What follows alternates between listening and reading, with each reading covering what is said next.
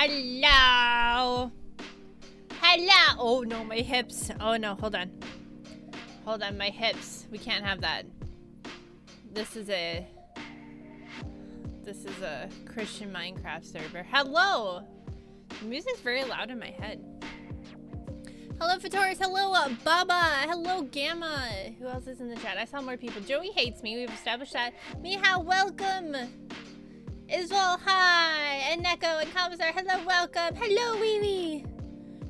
I was drawn by promise of yapping. There will hi, hi, Winter. There will be so much yapping.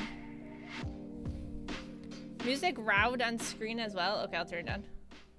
I'll turn it down. I don't know. I couldn't find the right music for the vibe because I don't think I can say it anymore. I don't know, because Twitch just changed their TOS. Because my stuff comes up on other places and I can't play music there. Should I do piano? DMCA free classical music? Does that sound like a vibe? Yeah, there we go. There you go. The world squirrel is here. Foamy, do you know about the squirrel in Norse myth that I can't remember his name, but he basically goes from the bottom of Yggdrasil to the top and like pisses off two groups of I can't, oh my gosh, my brain's not working. I think it's who's at the bottom? Hold on. Who's at the bottom and at the top? Okay, yeah, a dragon. I was gonna say a snake. Okay, yeah, okay. You activated a neuron and then I remembered. Alright. See, we're on the same page. We're on the same page. We're good. The singular neuron fired when you said that. Man, that took me a hot minute. So you know what I'm talking about. All right, guys, we are. It's been like a year over, I think, really, since we've done like a proper Skiff stream. For those who don't know anything about Elysium Skiff, essentially it's the story that I'm building and doing the world building. And it's a lot like our own. But there are these things called coils, which are kind of like underground labyrinths. that people can enter into and fight monsters and get resources. So Norse Prometheus is a squirrel, kind of. I don't know anything. That's me. Yeah. So, and then I'm giving you guys super duper spark notes. So if I start yapping and something seems super confusing, feel free to ask questions. I'm happy to elaborate because I can't remember what you do and do not know. So, Wendermelon, thank you for the follow. Welcome to the meat hall. Thank you, thank you. Yeah, so that's like the very like overall gist of it. The other gist of it is that human beings can be implanted with these metals and stones that come out of these coils, and it gives them supernatural abilities. There are limits, and we'll talk about that today because those abilities have changed since we've talked about them last, and how that all works has changed a bit since we've last talked. So we'll talk about that.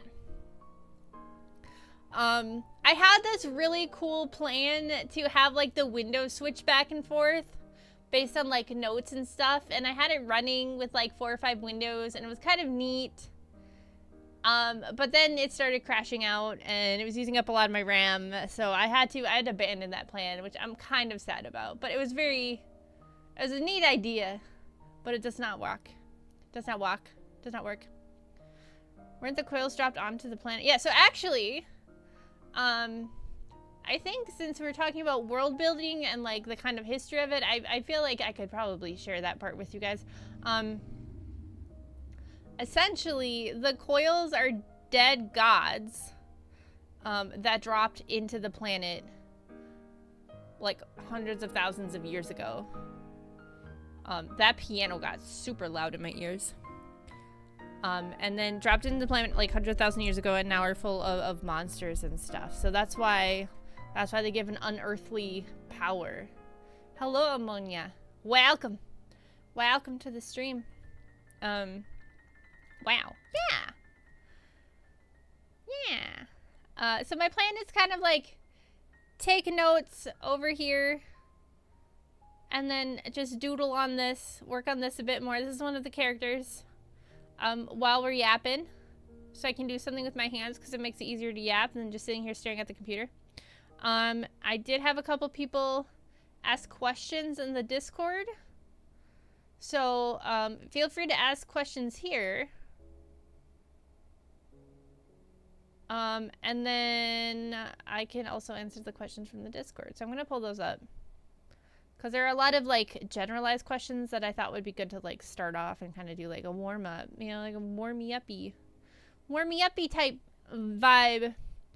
Is this CSP? This is Clip Studio Paint, yes. Yep. That is what I use.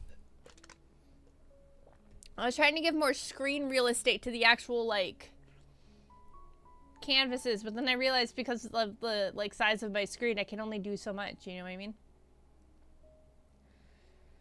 What part of world are you using? What do you mean? The entire world, I guess? The dirt. Okay, so Bubba asked in the Discord, what are some plot points and characters from Elysium Skiff? We haven't talked about characters too much. Roll domination then, yes. We haven't talked about characters too much. We have Elise here that's on screen. I've been keeping the characters and plots kind of super sneaky. Just because I would like to surprise people with the story. I'm playing as Elon Musk right now. Oh yeah? Hello, James. Welcome to the stream. Is this not Spain, not Germany, not Arabia? No, I don't really feel like, this is like a different, like planet type vibe. So there's not like Germany. I mean, there's like, inspo from different countries, but I wouldn't say it's like a 1-for-1 Germany, 1-for-1, you know, Spain type vibe. They're all kind of their own thing. All right. I would say they're more like European based though, I guess, if I had to like pick something for a frame of reference. Yeah, so we haven't really talked about characters or plot too much. There's squirrels exist. So while this is not Earth, Earth animals exist on this planet. There's a couple of monsters that people have come up with too that I would say are squirrel-like, I think. There's cows. There's chickens. There's horses. There's alligators, I would assume. I didn't want to go too far into fantasy. You know what I mean? Like, I want it to be like different, but not. Okay, what are some plot points? We talked about that. Has the combustion engine been invented yet? Yes and no. There's an engine that works similar to a combustion engine in a way. So they have like automobiles type thing, and we'll talk about that. They don't have cars in the way you and I have cars though, because their power source is different, so like the technology around that power source is built differently.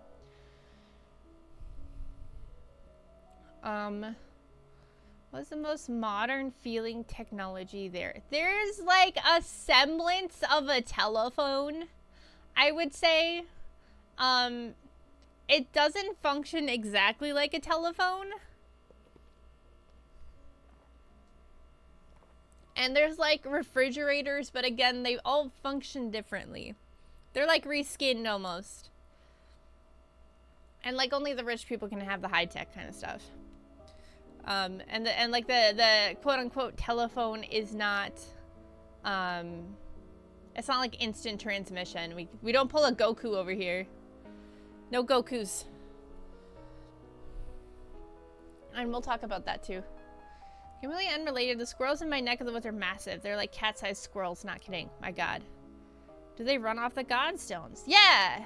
Yeah, hold on. Let me write these down because these are good questions and I don't want to forget them. Okay. Oh, that's a really big brush.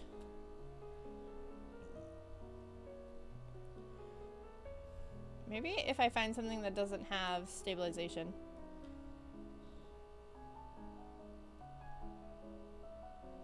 Off the... Actually, honestly, godstones might be a neat name for them. Alright. Let's see. The fancy rich people fridge is powered by God's kidney stone. Yeah, essentially. Are there any fantasy races? And so, yeah, no, there's no fantasy races. It's, humanoid, humans. Just humans. No elves, no dwarves, no, cat people, nothing like that. Essentially, like, it's like copy and pasted Earth without the same countries, if that makes sense. But there are lots of monsters. Okay, jokes aside, Kami wants to know if mana is stored in the balls. Technically, it can be. Jokes aside, any refinements on how joke to make are recharged, or is it like a flea market, but with the buried stones, and do people somewhere forget unforgotten or in progress doodads? Ooh, that's a good question. That's a good question. I haven't thought about that. We can talk about that. That's a good question. I hadn't even considered that. That would be a good plot point, honestly. I think that's all the questions. Yeah. Alright. Okay. Do they run off the gods? Okay. So, essentially what happened is when these gods... Maybe I should have another doodle. Just for doodling. Nah, I can put it in the notes. Fuck it. We ball. Okay. So, essentially when, these gods hit the planet, you know... they went into the planet and it caused the planet to crack with energy, you know, like impact and energy.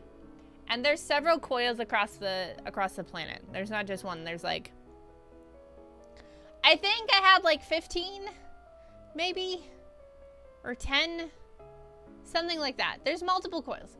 But essentially what happened is the coils are full of Aelor energy, which I don't think is like an original word, but I'm using it.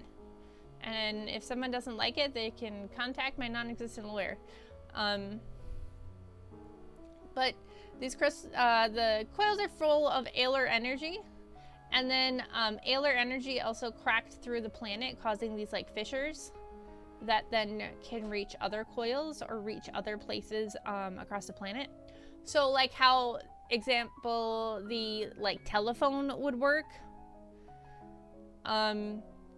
is you would have to be on one of these Alar cracks, and then the signal would be sent down through the crack to like a receiving station, like close to like where you're trying to send the message to. And there can be things like interference, or if, you know, there's like an earthquake and the tectonic plates shift and it cracks the line, that could ruin that Alar line, and then like nobody can get messages through, or, you know, so simple things like that.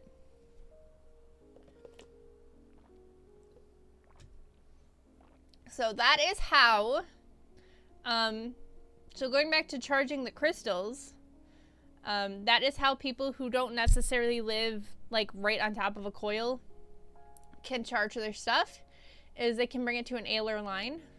Now a coil charges it significantly faster, like massively faster.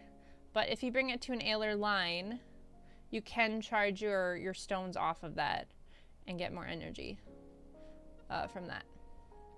So for example, if you're in a war and all your weapons are Alar weapons, and you need to recharge them, you better hope you have a nearby Alar line, or your ammo's gonna run out really fast. So, yeah. I also have notes and stuff. Now, if you're someone who... Sorry, my nose gets all snuffy when I start talking a lot. I don't know what's up with that.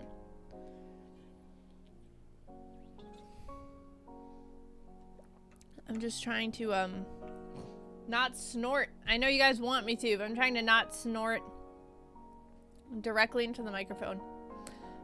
Can those lines be made artificially? No. Can they? I would say no. Not to the effect that like the naturally occurring ones would be. Like if you have like an Alar line here, right? Like let's say this is like the naturally occurring Alar line. You could run like a cable to like a base, to like a building. So it doesn't, like, the building doesn't have to be right on top of the Alar line. But you can't build like an Alar line across the country and have it function.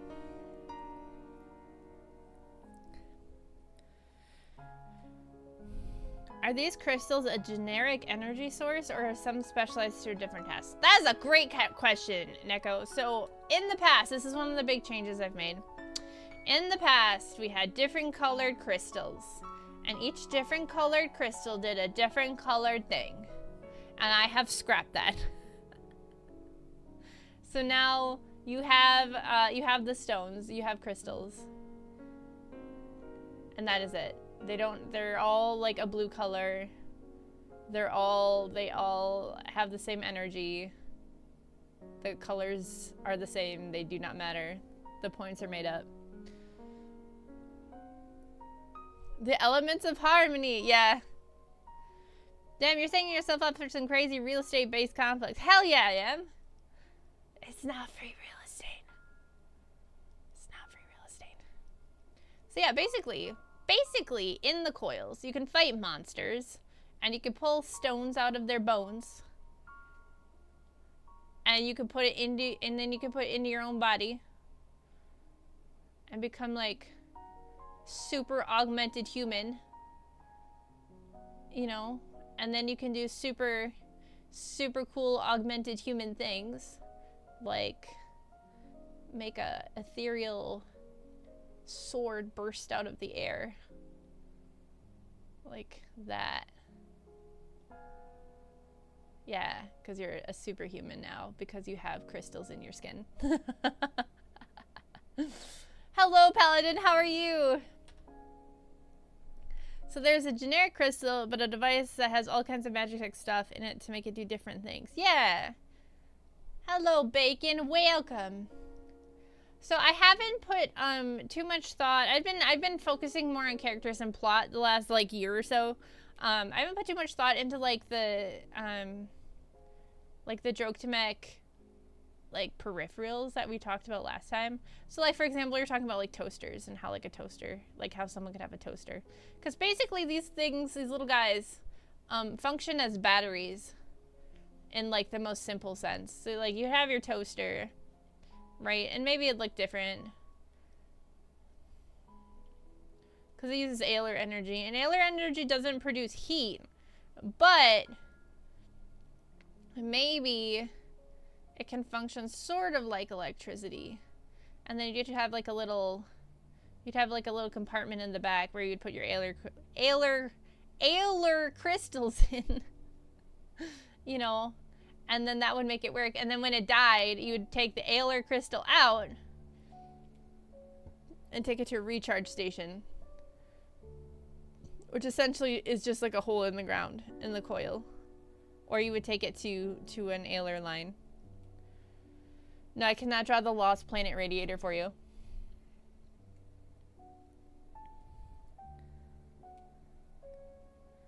I decided to play airsoft with a stab wound. That sounds like a bad idea. Characters and plot are the most important depending on what you're working on. Obviously, an RPG supplement character matters a lot less. Yeah. Hello, Bleach. How are you? Wait, take the crystal out. They don't come out of people. They don't come out of people. They can come out of toasters. Toasters good, people bad. How did that work? Finding videos. They better be good, Bleach. Like, you're gonna have people here that haven't watched wrestling ever. This is gonna be their first impression, so it better be good. Can I throw the toaster in the tub? Yes, but it's not electric, so it won't kill you. Which is super neat. No toaster baths in my world. What's at the bottom of the whole end of the line? Do you mean in the coils? 0 out of 10. So you have the coil.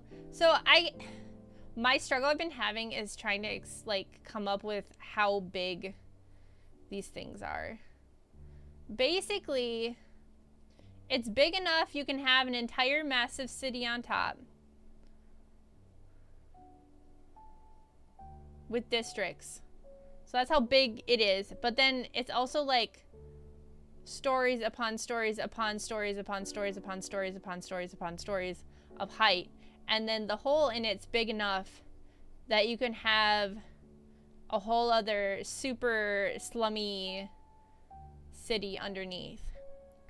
The whole idea is if you somehow are able to go from down here to up here on an elevator ride, because there are elevators in a way, it takes like several hours. Like it's gonna take at least 4 to 6 hours to go from down here to up here. That's how big it is.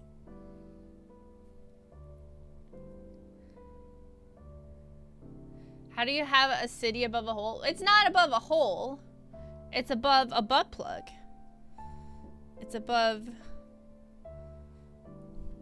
the coil, and then like it's not like floating. It's attached to ground. Sorry, there's fireworks going off outside. You have to do that. Is it fireworks or is it gunshots? But yeah, so it's attached to parts in the ground. Because like I said, these crashed into the ground like hundreds of thousands of years ago. So like, people have never been around without them there. So then, you know, people can leave off these land bridges and come and go off these land bridges. So it's massive.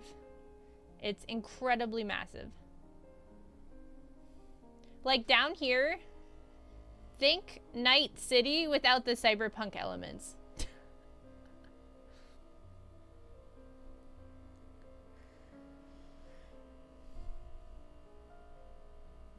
Why don't they just fill the coil with rocks? Because then you can't harvest the stuff out of the coils. It's spelled, Aelor. Mystic City, yeah.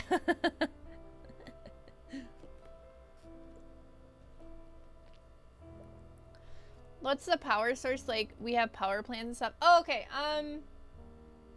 so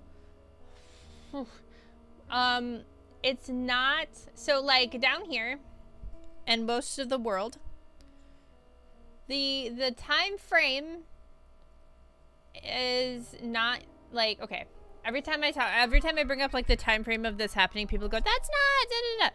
Just suspend your belief for a minute. It's a mix of Victorian era and like Napoleonic era. So most people don't have like light bulbs in their houses, and they don't have toasters, and they don't have refrigerators. Like most people have like oil lamps, and they wear wool stockings to bed because it's cold. And there's these little pockets. Yeah, no, suspend your belief, not your disbelief. Wait, yeah, no, suspend your, yeah, no, wait, you're right. I don't know, whatever. Just listen to me. Listen to me. Yeah, so like the big city, like specifically this city, has a lot higher tech because they basically like farm the crap out of this and then put a lot of focus into tech. And maybe not so much focus into the quality of life for the people below the coil. You know, it's gotta slip somewhere, you know what I mean? Civilized people wear wool stockings for the vibe. Yeah. I have wool stockings. I do. And then, yeah, and then I can keep working at this.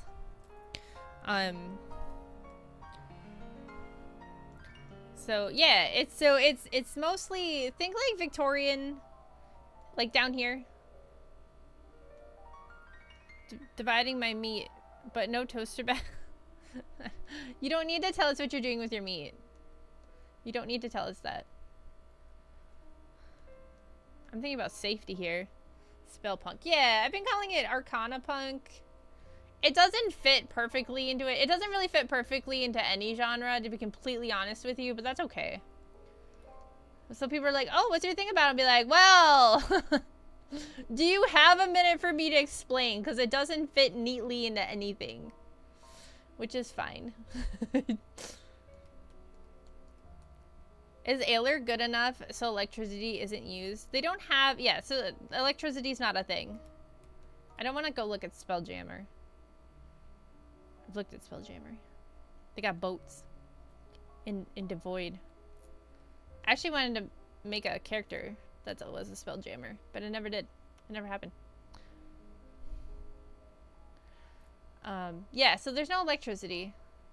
It was one of those things where like the tech went someplace else, so there was no reason to have electricity. If that makes sense. Because they don't have, you know, they didn't have a Thomas Edison. So just no one looked into it.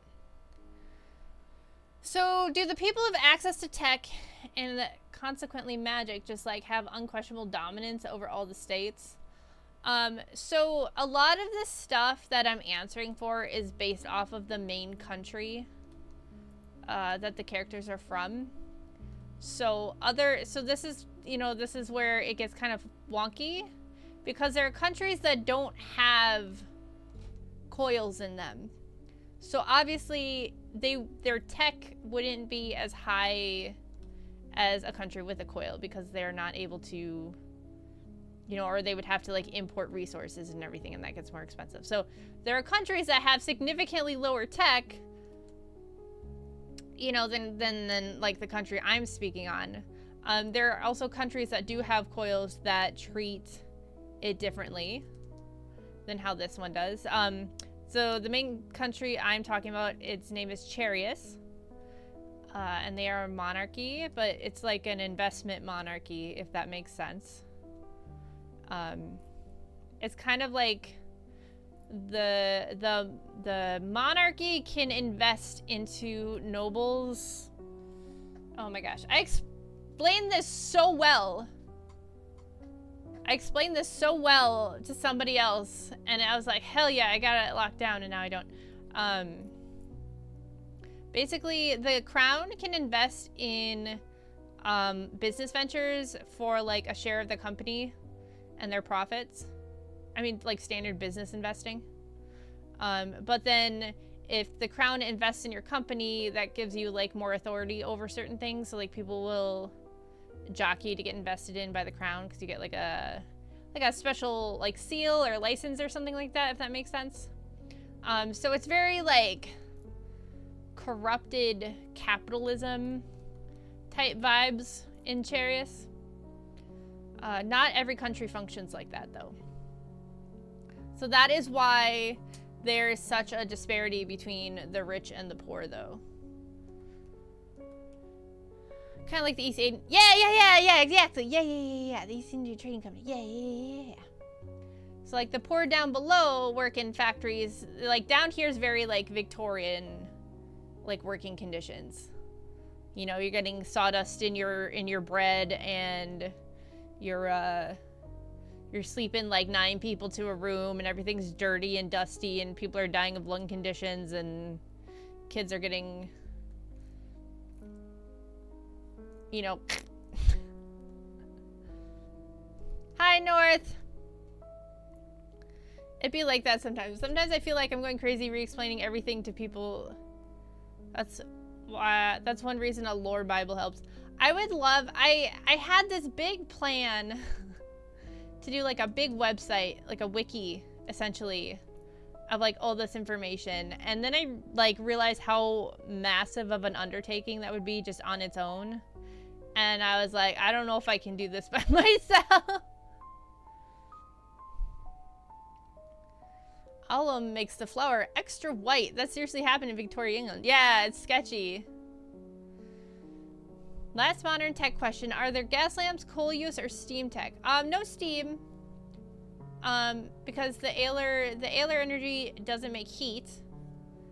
I mean, obviously they have fire and stuff. I feel like down here would probably be like more steam tech. But yeah, it'd be like oil lamps down here. You can have Droktemek, which is like these things, but it's also this thing.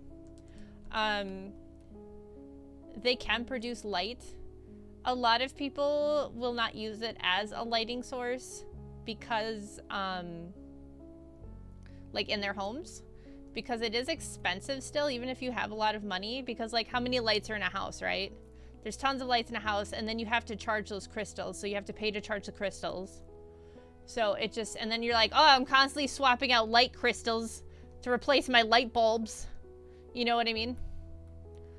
So a lot of people, even if you are like, unless you're like super duper rich, you probably would still use like oil lamps and stuff. It's taco time. Hi, Furfang. The other thing is that down here, that's definitely godlike. Yeah. Down here is where all the factories are for processing the crystals and the magic metals that come from the coils, which causes a lot of pollution, which is flammable. So basically what happens is it gets pumped out and back, well, like I said, I don't know. I don't know the logistics of it yet. So it gets pumped out and pumped back up here, and then like the street lights would be like that gas ignited. But you wouldn't have that in your home.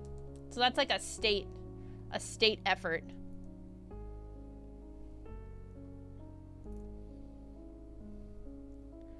So that's what the street lamps are powered by.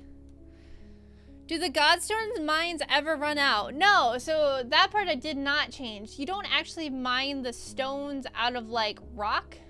The metals you can mine out of rock. But the stones actually come from the bones of monsters. And monsters spawn in the coils. So people called canaries, who are Droktemek enhanced mercenaries? I don't really know what you'd call them. Go in and they hunt down these monsters. And then they either tag them to be harvested or they harvest them themselves. And then they, depending on if they are like sponsored by an organization or not, they either get paid for their kill or they have to go sell it on the black market if they're illegals. Rock and stone. Oil lamps for somewhat well-off middle homes and tallow candles for the poor. I mean, yeah, that'd be fine. Although, so here's the thing though, is like the pores, people down here have to have things imported from up there. Like food and water and stuff has to come from above. So they have some access out, but they basically have to climb up the bowl. And there's like stairwells and things like so that they can do it, but it's such a long climb that it's not feasible for like people to do on a regular basis, if that makes sense. And that's by design, to keep the people down. DRG question, who is this universe's Carl? I don't know what that means.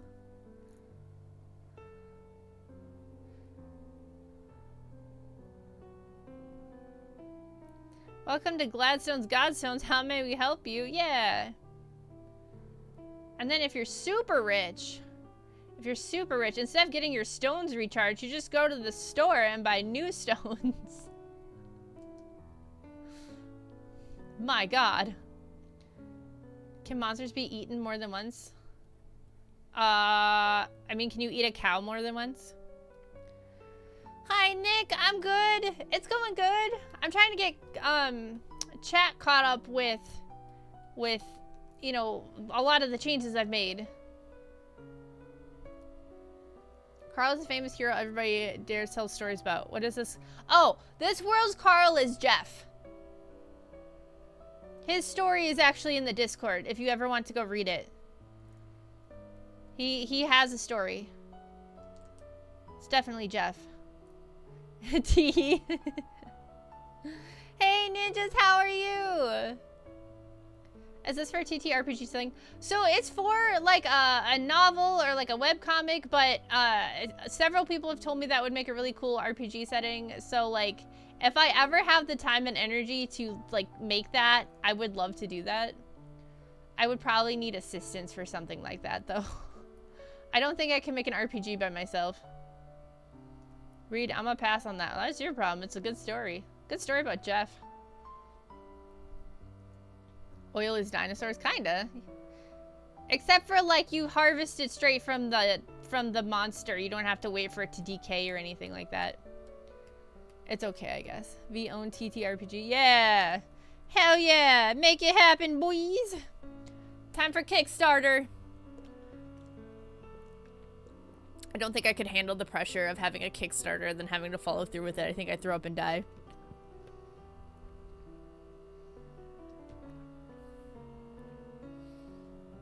So, I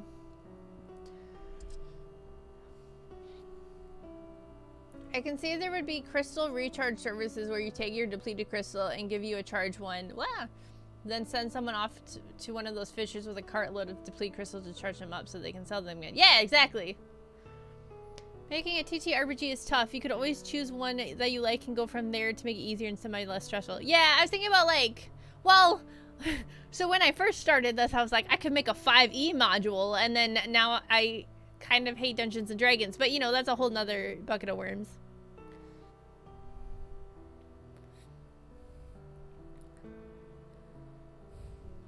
So I have some funny lore regarding the horse racing game. Oh yeah? Oh yeah? Oh yeah, we could do her helmet. Sure, hair off though. Bink. Oh.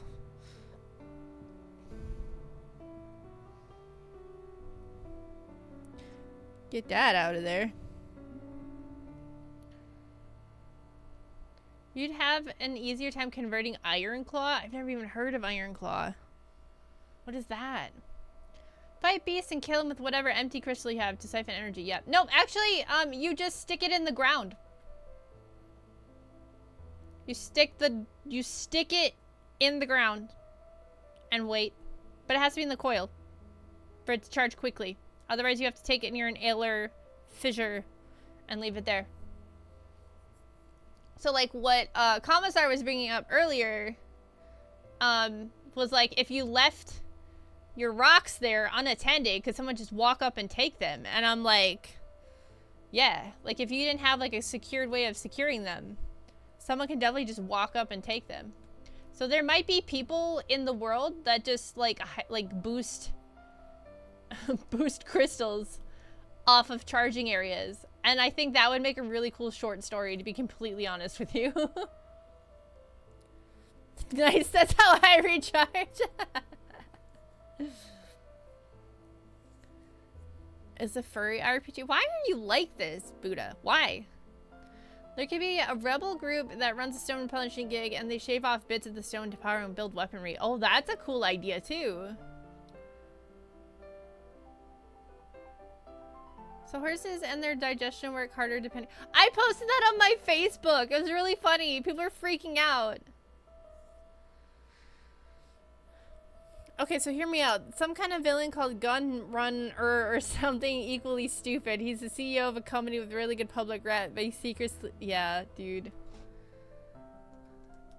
It's crazy. Small cooking hard, yeah. He's just a silly little guy. He just didn't know. He didn't know, guys. He's just a silly little guy. He didn't know his one of his top talents was running a charity fundraiser for 30 whole days that he retweeted. Guys, he promoted it himself. He didn't know. He's just a silly little guy.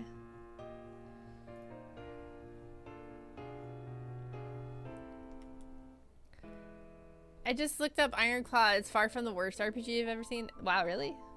Maybe I'll look into it. I don't know. If I do a TTRPG, that's far flung into the future. I want to write the story first and then have the RPG come after if we did that. He just misunderstood. He had no idea. He's just easily confused.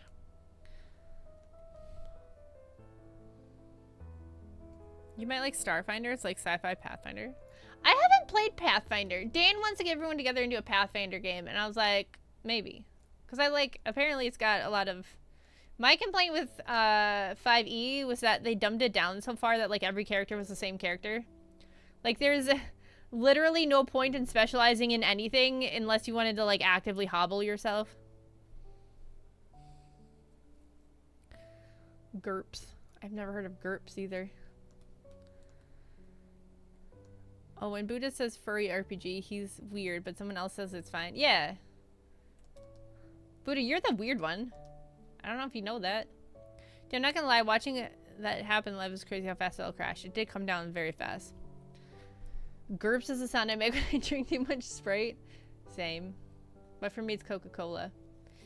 Yeah, to get back on topic. I also had... So we talked about people... people that had Droktamech installed into their bodies, and that functions a bit differently than your toaster.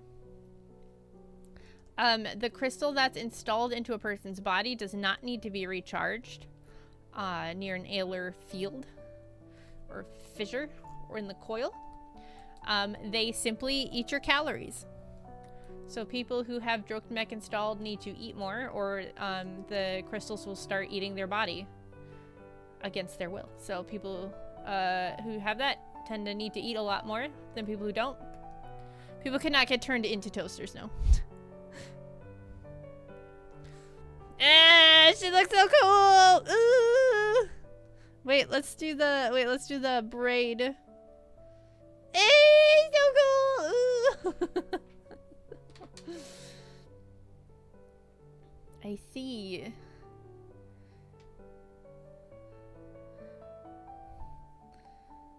No, toasters cannot be turned into people either. Someone brought up Texas from Arknights last time I was drawing her. I think it's a mask. I can see someone who has lots of implanted sitting down with a comically large bowl of ramen every day. Yeah, so that's kind of how I was able to like limit the magic system, because essentially people can project things from their bodies, like Alar energy, and each person has like a different type of function, and we'll go over that in a little bit. But you know, like, I'm like, oh yeah, so you can like make a cool sword, but I'm like, how do you limit that? And like part of it was the calories. So like, if you didn't eat well the day before your fight, you're gonna spurt out of calories and get really weak really fast. Bleach, stop it. Stop this. Okay. The other drawback is that so Droktimek outside of the human body does not, I said project, I did not say spurt. Did I say spurt? Did I say spurt? I did not mean to say spurt. My God. Spurt all the calories. I hate this. I hate all of you. Yeah, so essentially, Droktimek, just ignore it, V. Keep going. So essentially, like, if it's in, like, a toaster, it doesn't make heat. But if it's in a body, a human body, it does make heat. So, they need to wear a special equipment. Oh my gosh, hold on a second. I have my notes up on my Discord. I just said spurt in chat. But chat is, yeah, no, it's you guys. So basically, they all have to wear this, which is called, you can't see it very well. Let me see if I can make it easier for you guys. If I can find the proper layer. Oh, dang. Everything's on that layer. This is the worst. Here, let me do it this way. I got it. I got it. I got you, chat. I got you. I got you. Don't worry. Don't worry. Okay, so basically, there you go. Let's make it easier. This is called a guard system. G-A-R-D. Guard. And basically what it is it's like a PC cooling system on your body. And you can't see it because it's on the back, but there's basically a pressure release valve on her back. It's like, that's what these strappy boys are attached to. But, so basically like cooling stuff goes through the system and cools at pulse points and keeps her body cool while she's functioning. So that's something, so if they don't have a guard system, when they're using their abilities, they can overheat very fast and get heat stroke. It starts off as heat exhaustion, but then it becomes heat stroke. No, there's no RGB lighting in the coolant. So they'd be super comfortable in winter environments since the heat up. Yeah, so like if they're in, yeah, so they would do really well in winter things because the other thing is that if they like go drinking, like if they get drunk, they can like flare their Droktimek and then burn out all the alcohol out of their system really quickly. So basically it can like make them sober up. Which is fun fact. But yeah, so if they could technically, like if they're in a really cold situation, they could flare their Droktimek and like warm their body up that way. But yeah, so they always have to wear a guard system, and these are like hoses. So can I draw? Or no, are we not doing that today? Oh, I know why. So in battle, they can get cut, they can get damaged and destroyed, and then that can cause the entire system to fail. Because obviously, if you have a liquid system and it starts to leak, it makes the rest of the system not work so well because there's no fluid moving through a pump. Does it increase self-healing? So no, but there are a few cases where something else causes healing. As someone with a crazy metabolism, I relate. Yeah.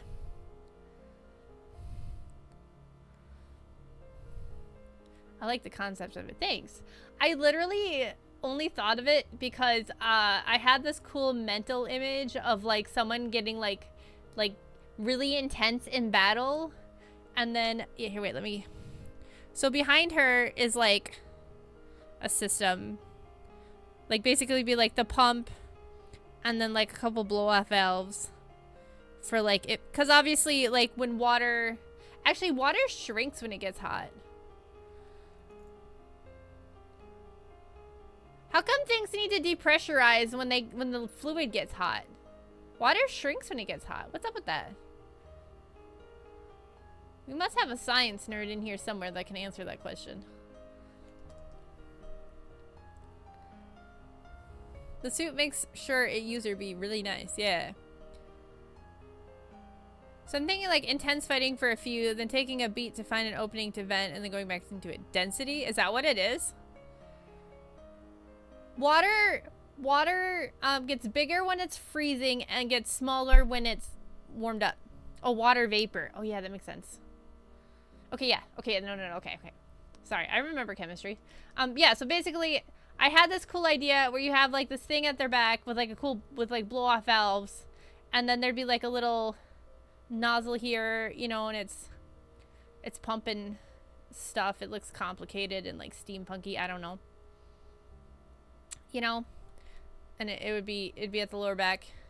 But I had this cool idea where someone would be like doing a really intense fight, and then like the blow off valves would go, and then it'd just be like steam everywhere, and it'd look really intense and cool.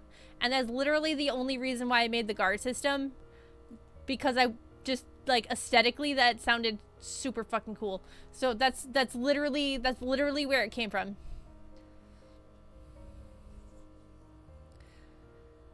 So like the steam you build up could be used for a special attack or vented so you can reset or gain a buff. It wouldn't be a special attack. I mean, I guess if someone's like standing behind you and it releases, you could burn someone.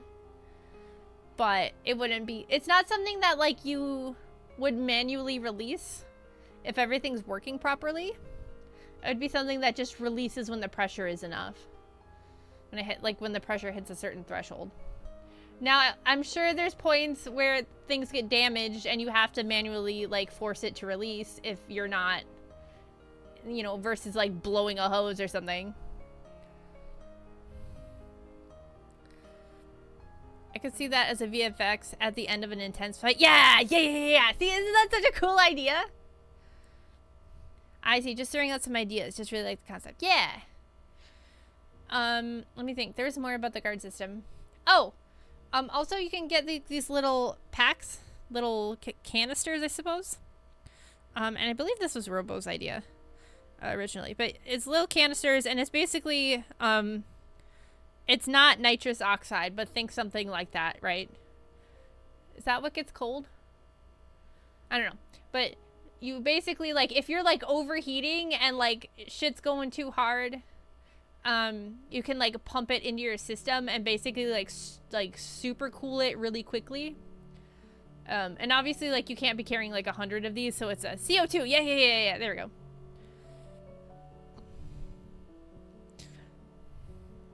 I am thinking liquid nitrogen, you're right. Would venting be an issue eventually? Like, would they need to refill? Yeah, so venting would be an issue eventually, because it would start to lose pressure, which means the pump couldn't function as well, which means it couldn't cool you off as well. So if you have multiple vents, that's not good. Nitrous oxide is a vasodilator. Hey, I don't think that would be good in a fight. Maybe it would. Maybe not. But yeah, so you could like pump a canister of like coolant essentially, and like not freeze your system, but essentially like super cool it really quickly. Like those little cylinders they used to have in old soda fountains and whipped cream dispensers. Yeah, exactly. She looks so cool.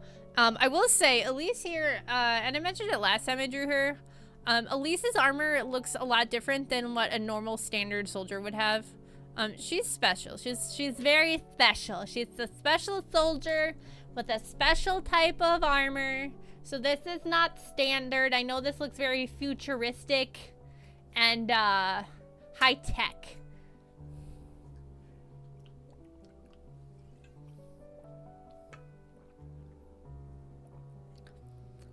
Improve circulation, take it before workouts. Dang. Special forces. Yeah, essentially. She's my OC donut steal.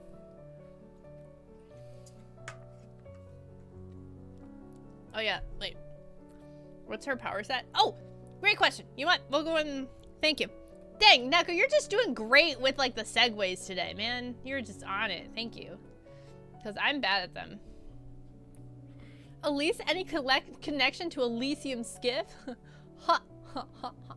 Actually, her full name is Verlise. I can never pronounce her last name. How stupid is that?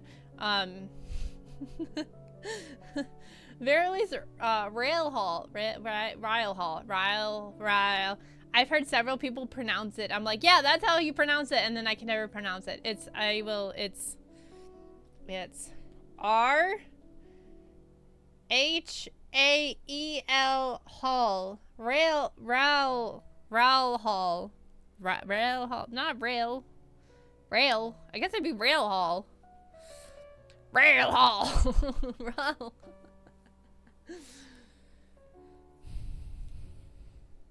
What's her last name? So Elise is short for Verlise. Railroad. Yeah.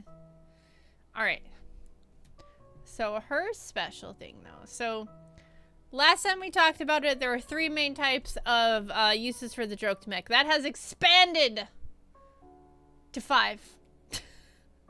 No, wait. I thought it was 5. Hold on a minute. Hold on. I gotta get my obsidian open. There should be more. Why do I only have 4 in my notes? Oh, maybe there are only 4. Hold on a minute. 1, 2, 3, 4. Oh yeah, I guess there are only 4. But wait, there's more. Oh yeah, I call them Ale Rangers here. Okay. So we have ale shots. We have, I know it's ale like A-L-E. I get it, guys. I got it. We've got ale shots. We have ale wards. We have ale cutters, and we have ale binders. So, Elise is an ale ward, and this is one of the ones that we originally had. This is not the new one. Attack, defend, heal. You had internal ability and like Green Lantern. Oh yeah, I guess it is like Green Lantern. You're right. Elise is short. Got it. Writing that down. She is kind of short though. Here, wait. Where's my? Hold on. Hold up. This is another character I started drawing last night. He's also in the spandex. Where's my thing? So let's see. If we were doing like canonically height, she would be, well, not, yeah, like that. Like that. Height difference. That would be the height difference. Fun fact. Hold on, I'm gonna do a little drinky poo.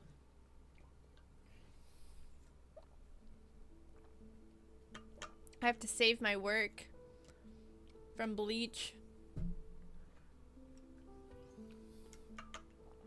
Now show the scale for the guy. That is his height.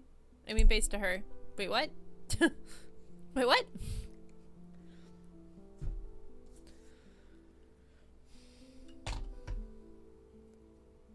Comparatively to herself. So yeah, so before I had like an attack, defend kind of thing. It's still, those are still there. So like the ale wards are what the guardians were. And then the ale cutters are what the strikers were. So those are relatively the same. I took away the whole like, oh, so he can rest his chin on her head? Yeah!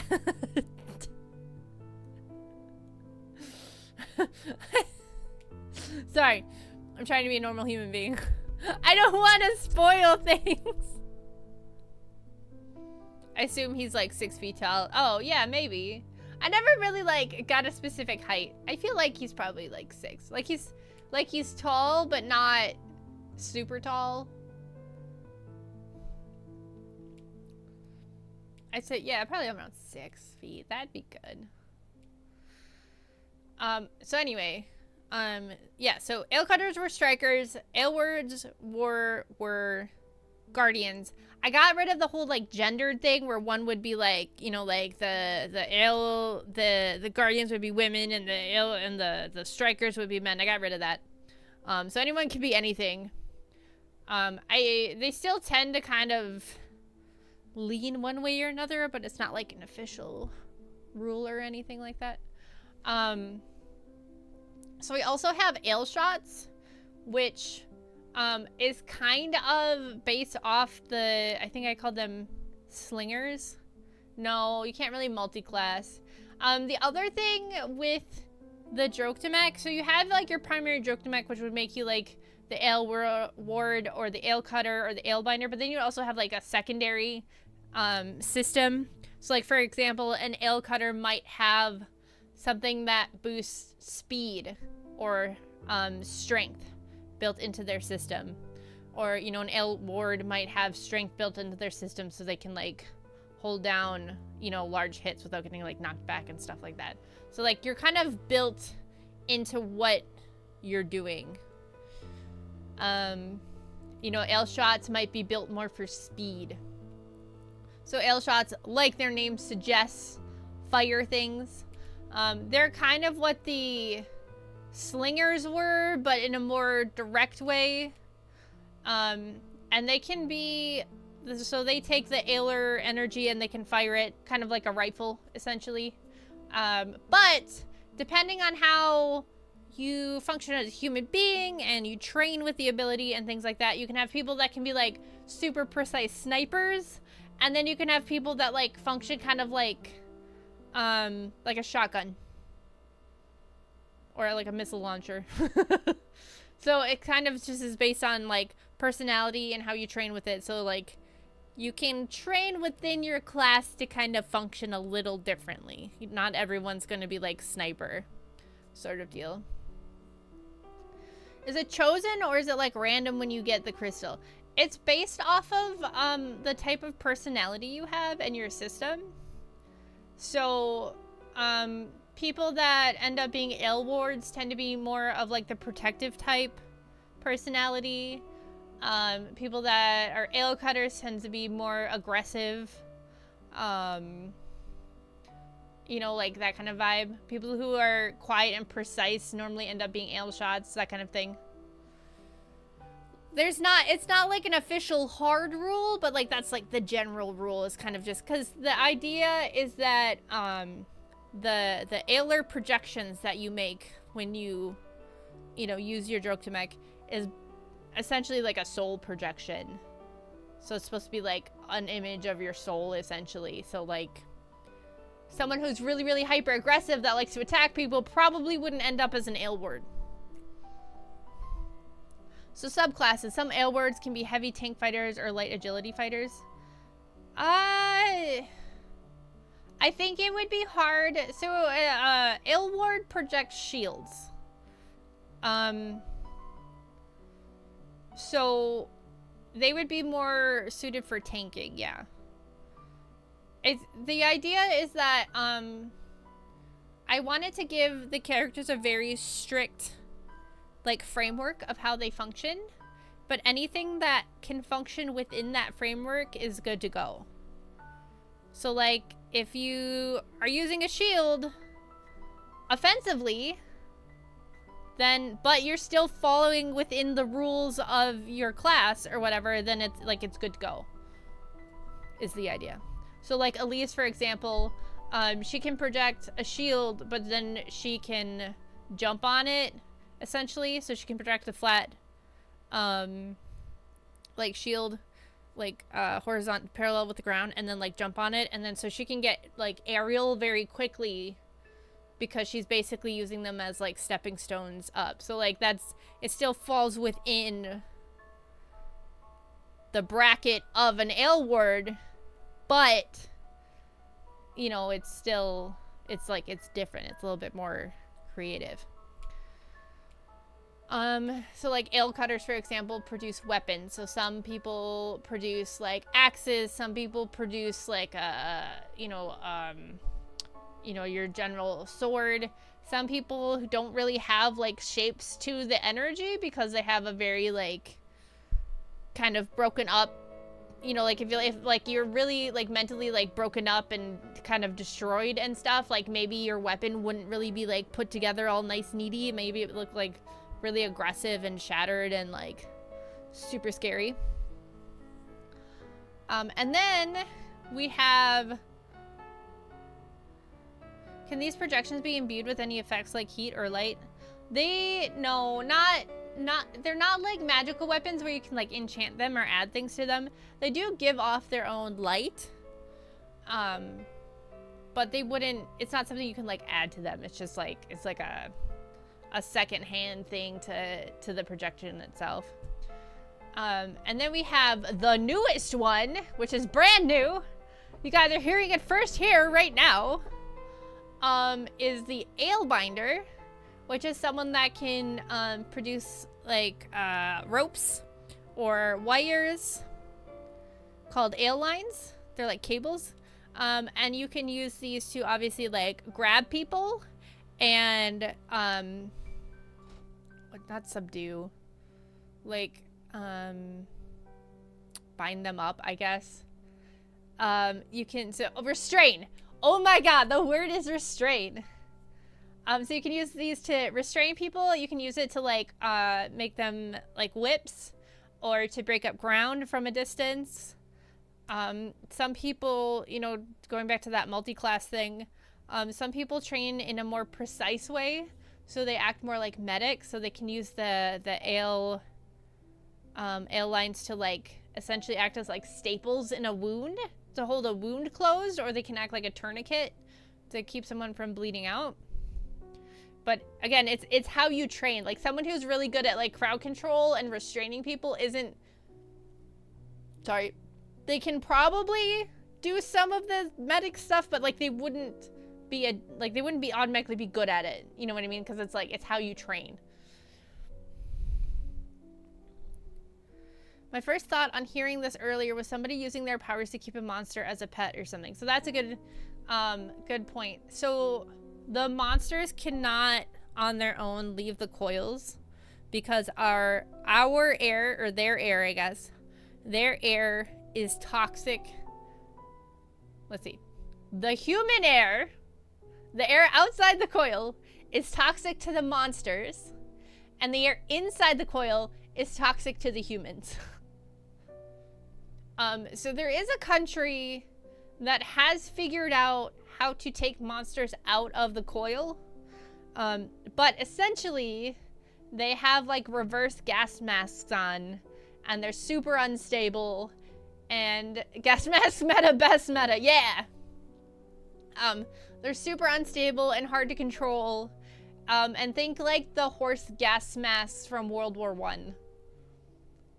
So it's like very, very new, very like desperate attempt. Very, you know, and then you have to control the monster outside its environment.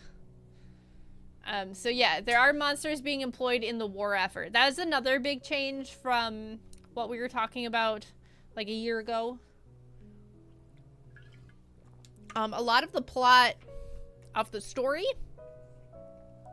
was happening in the coil, around the coil, next to the coil. And then like a war happened like way later in the story that was kind of like a backdrop thing. But it has changed now to the war being like the main setting. So while there's stuff that happens in the coils, a lot of the story is during the war, and it's very much like Napoleonic trench warfare, like super like down and dirty in the mud kind of fighting.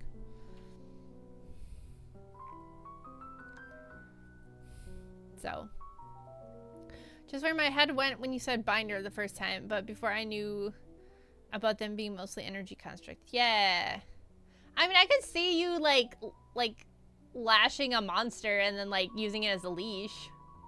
But yeah, you wouldn't be able to like that, because I remember when we were first talking about it, a lot of people were like, can I pull this monster and keep it as a pet? And I was like, well, I don't really want that. So I was like, what if the air is toxic? But then that had a whole bunch of new problems, which came up with like a new like horror, a new aesthetic, a new horrible aesthetic for the monsters. So it ended up working out in the long run. So yeah, we have, here, let me get my notes back. So we have ale shots, which are like riflemen, I guess, essentially.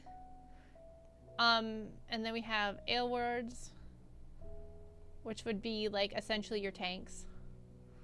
And then you have ale cutters. Oops. Which would be like your fighters. And then you have ale binders, which would be like your crowd control / medic. Maybe if I wrote binder instead of cutter. Ale burgers. Ale burgers. Yeah. So those are the 4 like quote unquote classes. The Drogdemek enhanced people aren't very, what's the word? There aren't a lot of them. They're very small units and there's not a lot of them. Before the war starts, we have the Canaries, which are the people that enter the coil to monster hunt, essentially. A lot of them are noblemen's, like noblemen's sons, you know, people paid by the noblemen, because for those who weren't here briefly, a lot of it's turned into like a blood sport, more or less. It's more or less televised to the public, and people think like Colosseums, but a dungeon crawl. So there's lots of money to be made. People bet on them, on which canary cages or groups are gonna make it.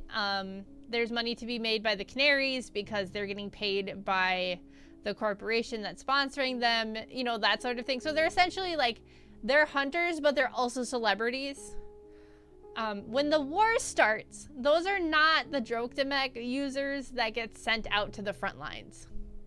They stay and they continue to do their job as canaries. The Drogdemek users that get sent to the front lines are the people that are down below, that from this area, that have illegal enhancements. So basically, the war starts, guards come down, they start pulling people out of their houses, and anyone found with illegal enhancements, so basically anyone that has enhancements down here, are told like either you have to join the war effort or you're gonna go to jail. So those are the Drogdemek people they're putting on the front lines.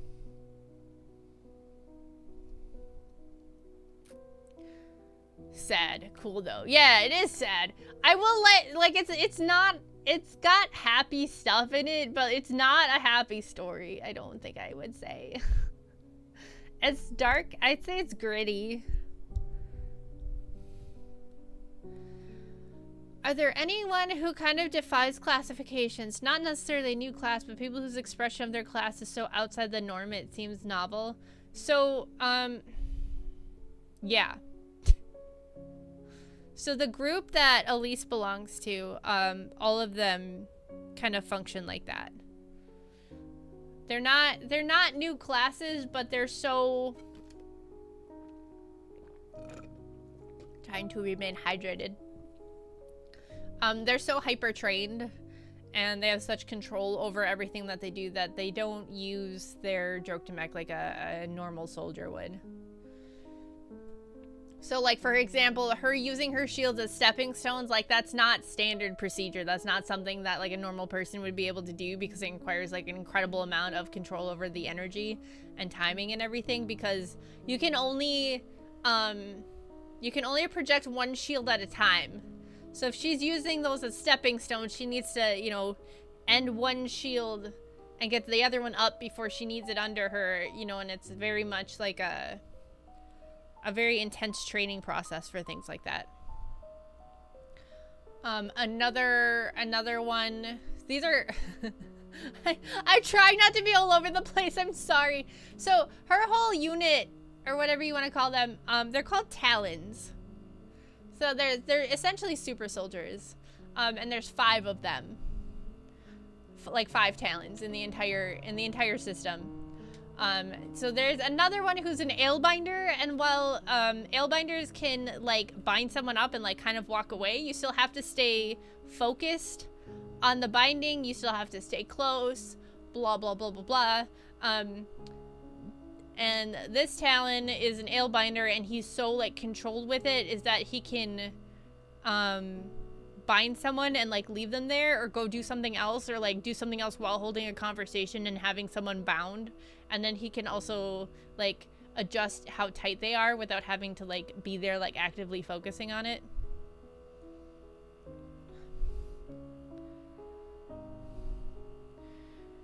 With the classes, is there like a special set of crystals they have to get implanted to join that class? No, because like I said, it's all kind of like based on like how the person is and their personality and their soul. So one thing I can say is that that has not changed is to become a very powerful canary, for lack of a better term, because technically these guys would be canaries too. So I don't really have a word. I mean, like, she's a talon, but I don't know what I would call the other Droktomek guys. Obviously, you either have to do a heck of a lot of training. And it's kind of like the very, very, like, Kung Fu kind of idea where, like, you need to, like, get to know your soul either through training, you know, and meditation and everything. You know, and have control of your own soul to be able to, like, be good at projecting your soul, essentially. Or lots of trauma. So essentially, because you kind of know yourself when you go through a lot of trauma. So without revealing too much, talons tend to have both. So that's why they're the way they are. Will he know if the bind breaks? He could use that for communication. Yeah, he would know. I haven't thought of I haven't thought of a situation where his bindings do break. That's a good question. Because they're essentially, they would be like, at least for like him, because again, he's like hyper trained and stuff.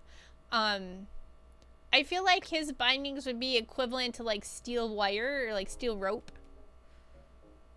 So it'd be very, very hard to break them. But I feel like someone who's less trained, it would be a lot easier to break their bindings.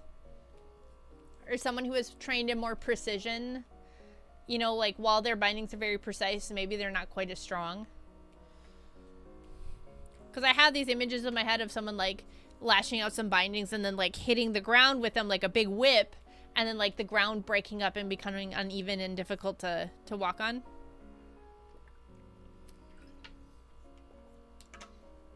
Trauma makes good character backgrounds. Yeah, we love trauma. Yeah. You can't have an OC without absolutely traumatizing them, right? That's just how it is. That's just how it is with OCs. I'm trying to think of what else has changed.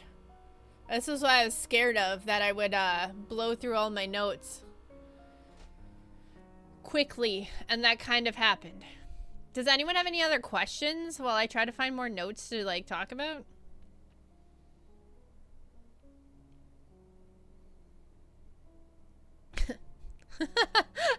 I have this note here and all it says is regicide. Regicide. Which is funny because I took all that time to draw those stones and then I'm not even using them.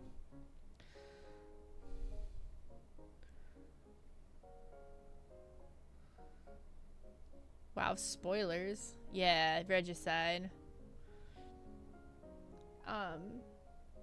Yeah, so canaries are still a thing. Is there any food produced in the slums or the coils?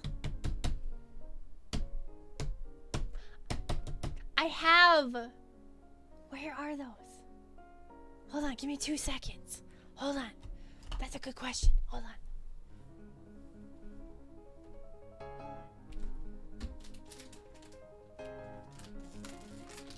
You said food, and there's a bag of pretzels near me, and I had to eat some.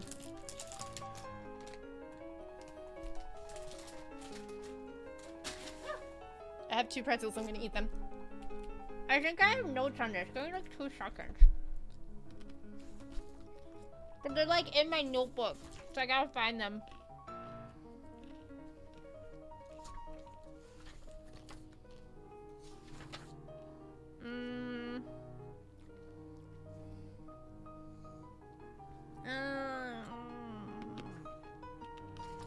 I feel like I'm close.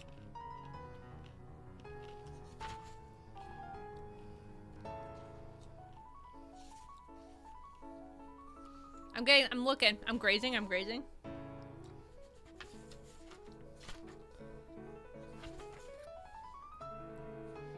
Characters. I have a drawing of a crab. I have a drawing of a weird chicken thing. Catworm. Damn, I don't think I have it. I had ideas for like teas and stuff. I can't remember what they were called though. I have it written down somewhere, just apparently not this notebook.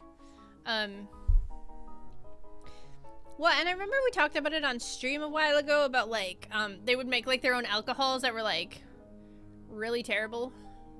We're not making it easy for you to focus, are we? No, you're fine. You're fine, because like I said, I had like notes that I wanted to touch on during the stream, and I kind of burned through them pretty quickly.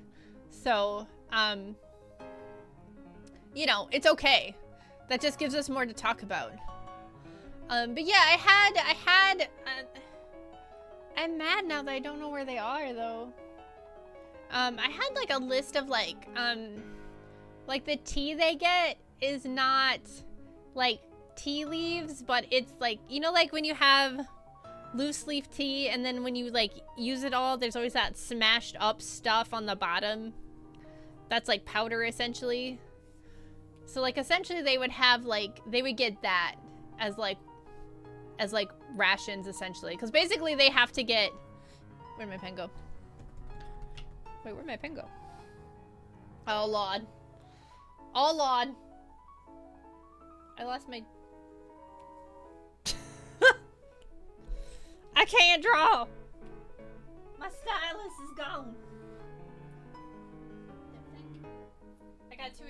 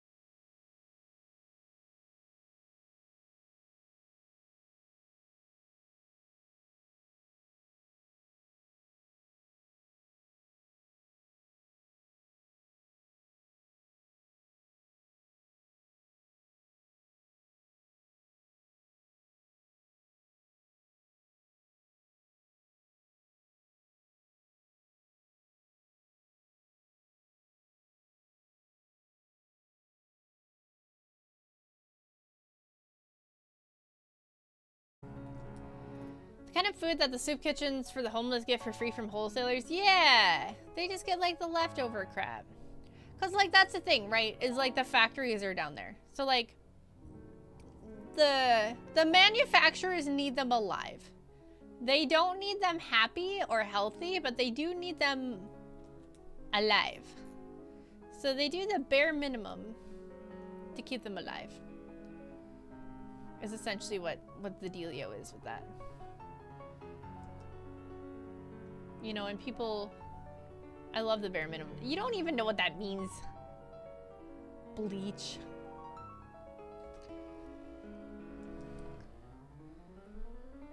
And then, it's what I do at work. Okay, yeah. You know what? Fair. So the people in Strigan, kind of have like two options for work. Well, maybe a couple more. Ha! For legal work, they basically have like working in a factory and maybe, running some kind of shop that serves other Strigans. You know, that sort of deal. But they can also do things like work on the black market or do illegal coil dives and hunt monsters and then sell, you know, the metals and the crystals they get from the monsters and into the black market and make money that way. Dixian? What does that mean? The factories are very like Victorian sweatshop. She got a cool coat now. Yeah, hold on, it gets cooler. It gets cooler. We have bang. Oh, I haven't finished coloring it though. Bang. Let me finish coloring it and then it'll be cooler. She's very much like a dress-up doll right now. We must be warm for the winter. Big winter hours. Over here. Charles Dickens work, like poor houses in Victorian England. Yeah. Oh, that Fort Hood. Yeah. Very cozy. We're very cozy. Off in our war zone. So, like, these coats is something that, like, the normal soldiers would have. It's just really her, like, armor and the mask she wears, which is called an Ailer crown. And her crown is actually really neat. It does fuse with her nervous system. Her stuff's very high tech. It's very out of place in the setting, but that's on purpose. That's intentional. She's supposed to be very out of place in the setting. Is it a HUD? It acts as a HUD. Yeah, it can act as a HUD. It records, no, I don't want to say video, but essentially, like, you know, like back in the day, the really shitty CCTV cameras where like it would just take a picture every like 3 seconds. It essentially does that. It records her vital signs. It records her like Ailer sync rate, like synchronous.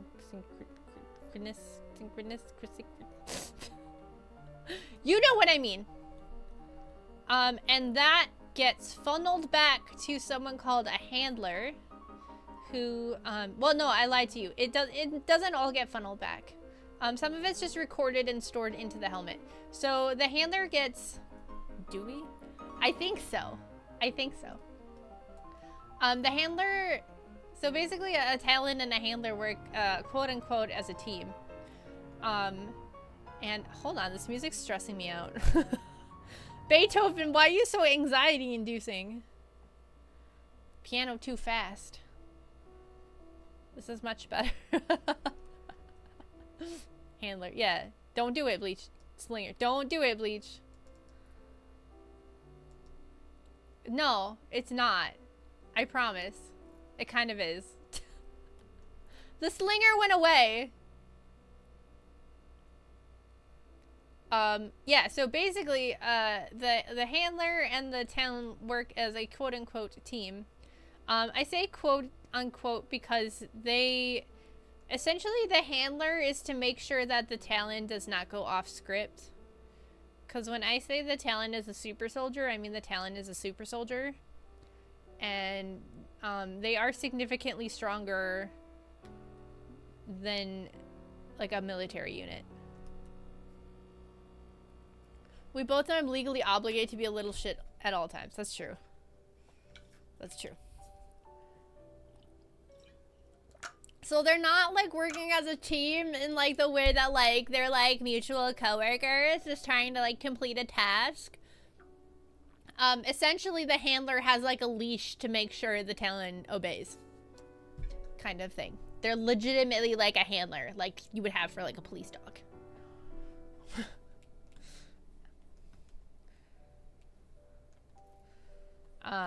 Yeah, so the handler will get their vitals back in not real time, but pretty quickly through the ailer lines.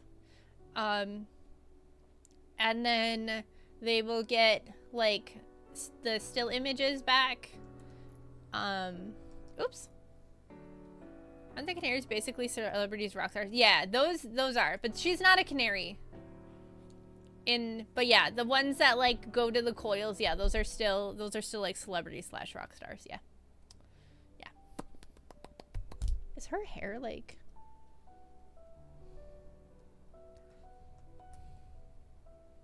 Ah, man, that was bugging me. Okay. So handlers are overworked personal assistants trying to keep them on schedule. The regular canaries do not have a handler.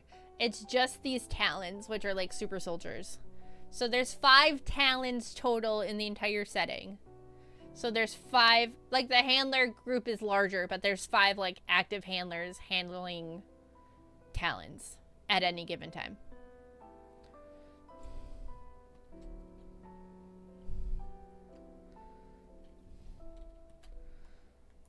It's very not a healthy relationship. How do I paint this behind without... yeah, so anyway. So handlers get like vital signs, they get still images that are recorded off the helmet. And they also have things called triggers. So if a Talon goes off script, they can basically like fire all their nerves at the same time to like stun them essentially, or they can do Talons have like a suit? Yep, all Talons have it. So yep. Oh, I had a name for it too. I have like 7 notebooks and like 3 like digital notebooks of this information. None of it's organized. It just sounds painful. It's extremely painful. It's not a positive experience. They can also basically just like, you know how in Halo where like they can like lock their suits. I was gonna call it a Halo suit and trigger half chat. The Spartans can get like their suits locked. They can essentially do that with the Talon's nerves. So they can do that too. So it's very much like a contingency plan in case one of the Talons decides to like Leroy Jenkins themselves out of a situation. They can also do things like shut down their nerves so they don't feel pain while they're fighting until they have to turn their nerves back on. And then they do have to feel pain while they're fighting. Hello, Caboose. They need to run away to another country. Well, so if they don't have their crown on, like it's all run through their crown. So if they don't have the helmet on, then the handler can't like doodle bop them. But like I said, it is bound to their nervous system when it's attached, and only a handler can take it off because it needs like a special release to pull it off. Hello, V. I've been here. You said hello earlier. I get 2 hellos. I'm special. Well, because you were quiet, so I thought you left and then came back. Under jacket. Now she's extra warm. Extra warm. Under jacket, over jacket, under jacket, over jacket, under jacket, over. Oh, I just realized if I color in there, it's gonna cover up stuff. Oh no, I have to make like another layer. Wait.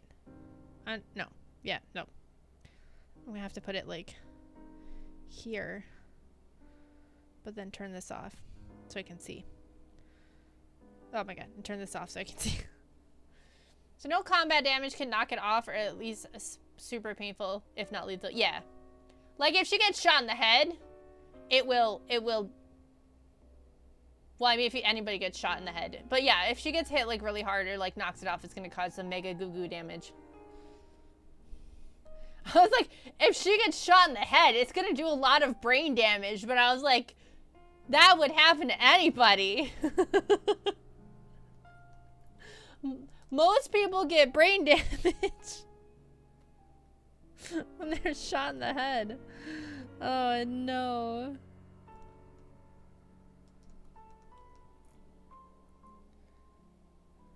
Man. Yeah. But yeah, so she can't just like pull it off whenever she wants. It's like locked into her brain. Feed handlers to wildlife. Yeah, we don't like handlers. Handlers bad. Problem solved. Each talon was raised by a handler, essentially. So their handlers can rotate out, but preferred that each talon essentially has like a quote-unquote parental figure as their handler. Yoshi Haruka, thank you for the follow. Welcome to the meat hall. Thank you, thank you. Sounds messed up. It is messed up. It's so messed up. Yeah, so it makes it even harder for them to, you know, do anything against the handler because they essentially view them as like a messed up parental figure. I'm not saying it doesn't happen. It definitely happens. But it's not a simple thing. So like there's other handlers around in case something happens. But main goal would be to have the same handler work with the same talent for as long as possible.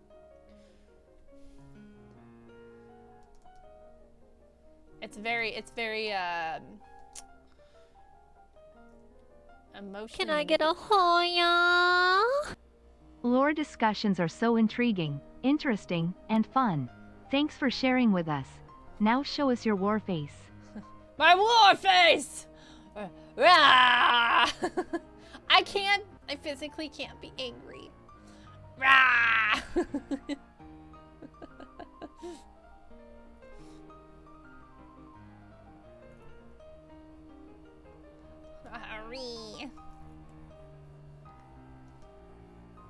So yeah, that's like a little deep dive into that whole thing. The most fearsome roars. Yeah, fear me.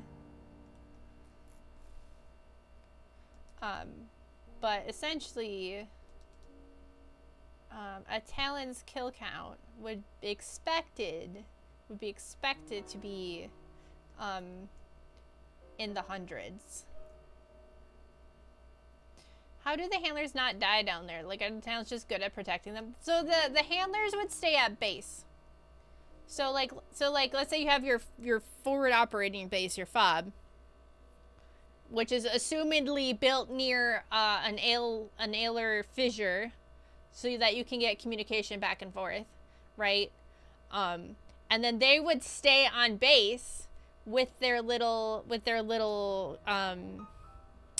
unit, their little control thingy-ma-digger, and then through the fissure and through some advanced tech and these little antennae on her head, they would have long distance control. So again, it can be interrupted and it can be delayed.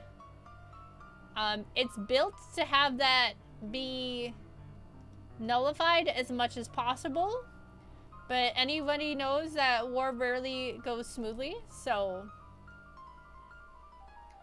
because most of the time, so the talons are so like deeply trained and conditioned that they really wouldn't go rogue. Like, they wouldn't even be like a thought in their head. So more or less those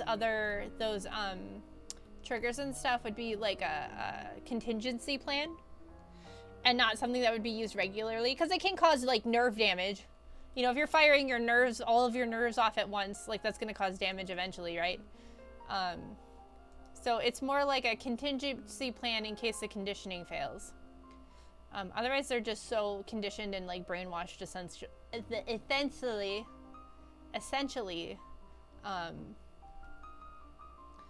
that it's not something that really like comes into question. Why was the Talon program created? What started it? It was the King of Chariots started it. I'm trying to think.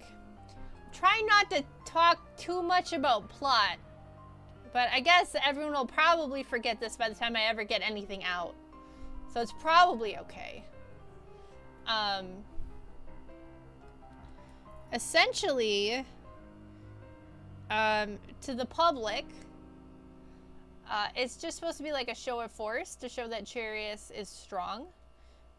They're not shown to the public as super soldiers. I mean, they are, but they're not. Like the program was very secret, you know, so like the public doesn't know about the deep conditioning plot. Oh, I know.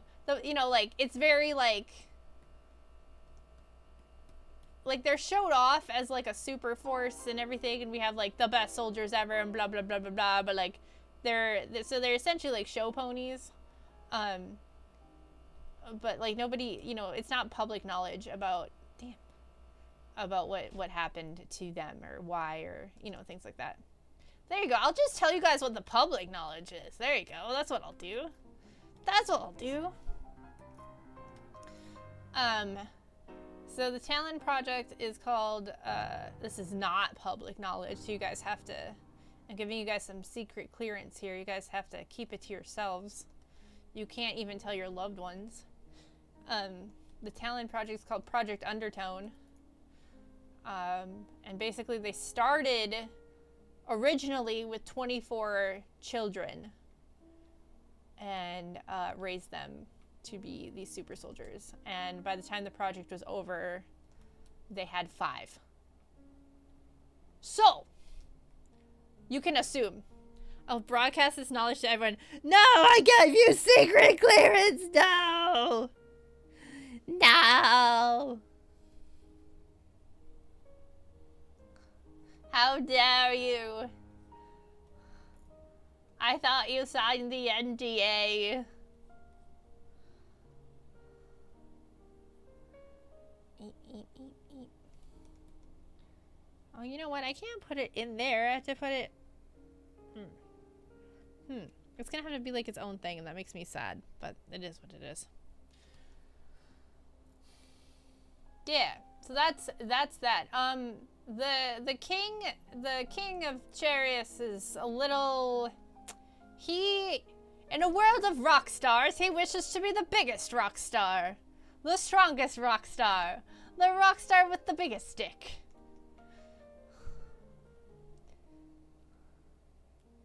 Didn't give the header footer sensitive security information with cover letter. Damn it, it was my fault all along.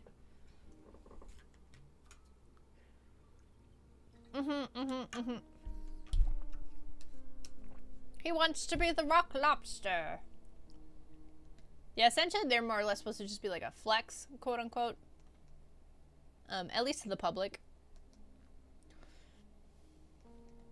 A very long-term flex.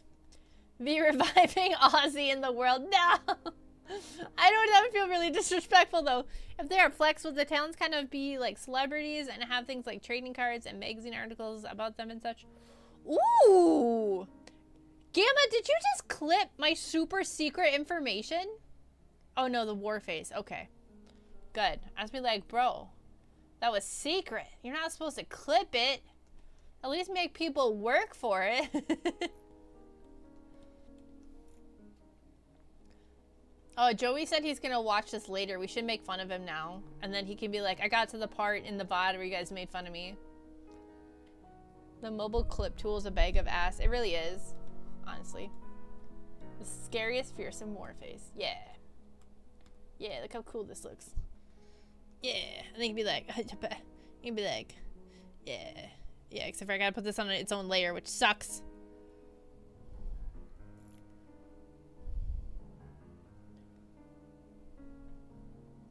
Hi, future Joey. Joey hate. Joey can't even watch a live. What a peasant. Yeah, what a peasant. What a peasant, Joey. Joey, the Bears suck, and so do the Cubs.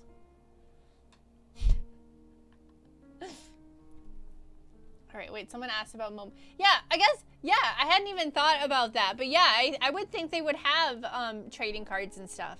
But it'd be one of those things where, like, they would have all this stuff, but, like, the public wouldn't interact with them. Like, they wouldn't do, like, fan signings or anything like that.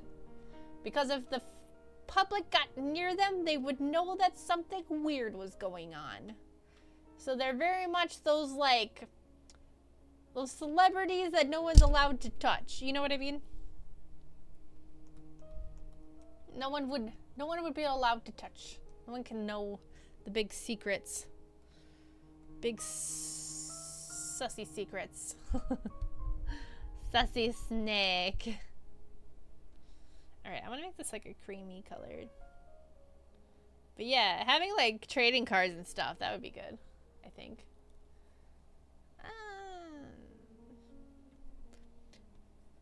Yeah. It's so laggy that I may have caught the end of your alert noise, which is a very sussy noise. There we go. I had to fix my mic. It was in my way. It was in my way. So yeah, they're not well-adjusted human beings, the Talons. That's kind of the point, though. And then you have... Oh yeah, did you catch Leviathan on Netflix? I don't have Netflix. If you give a mic in your Wii, you could... What? Why do you have a mic in your Wii?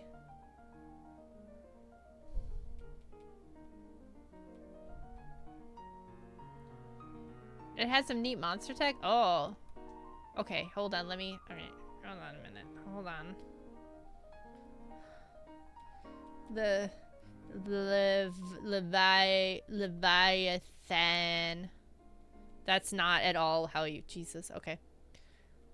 Leviathan. Netflix. I'll watch it the same way I watch K-pop Demon Hunters. You said way, but it was in a really stupid way. Why are you making fun of me? Stop making fun of my accent. Be nice to me. What are we talking about? What are we talking about? Oh yeah, they're not well-adjusted human beings. Yeah, so, you know, you wouldn't want the public near them. Tried being nice to you like 2 years ago and you said it was weird. That's true, I hated that. Damn. It's really true, you can never make a woman happy.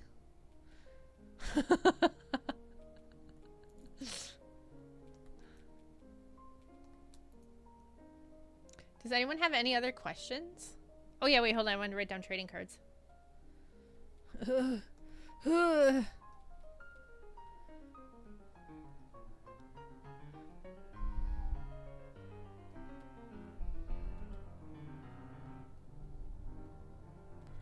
How was your day?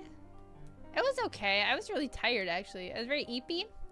I woke up eepy, which I hate, and then I had to go to the gym, which was, like, even worse. Because I don't like going to the gym when I'm not eepy, but I went to the gym when I was eepy, which, like, is good, because, like, I got to go to the gym, I guess, and that makes me live longer, I suppose, but, like, still, I was eepy. You know what I mean? I hate going to the gym eepy. I did remember my water bottle, though, so at least I had that going for me. I didn't have to buy Gatorade from the vending machine again at like $3.50.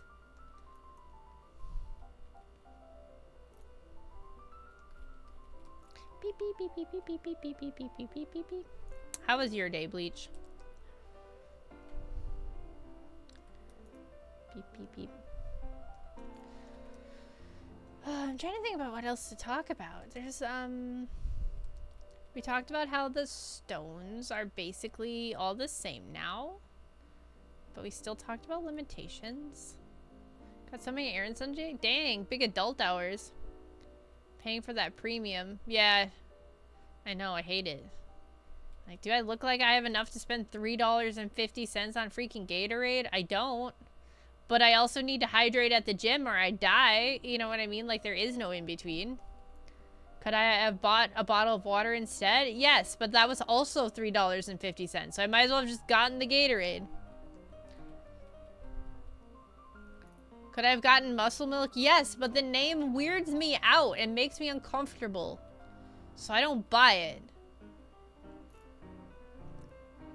it. Is there any vegetation in the coils? Yeah, there are. There's lots of plants. So the coils, for the most part, are big cave systems. Think like your basic standard cavey dungeon crawl, right? But there are pockets of like areas that almost kind of like Minecraft where you like enter a different biome. So there's like big pockets like in caves where there's a lot more vegetation that even like the vegetation eats enough of the poisonous gas that humans can breathe there without a gas mask. LOL, better than hovering, than waking up with paramedics hovering over you. Bro, if I pass out the gym, I think I would just die. I think I would just like put my head underneath a heavy weight and just let myself go, dude. I don't think I could handle that embarrassment. I'd be like, you know what, let's just leave me. And they're like, you're not actually dying. I'm like, yes, I am. You don't understand. I don't think I could handle that. All right, under jacket, over jacket.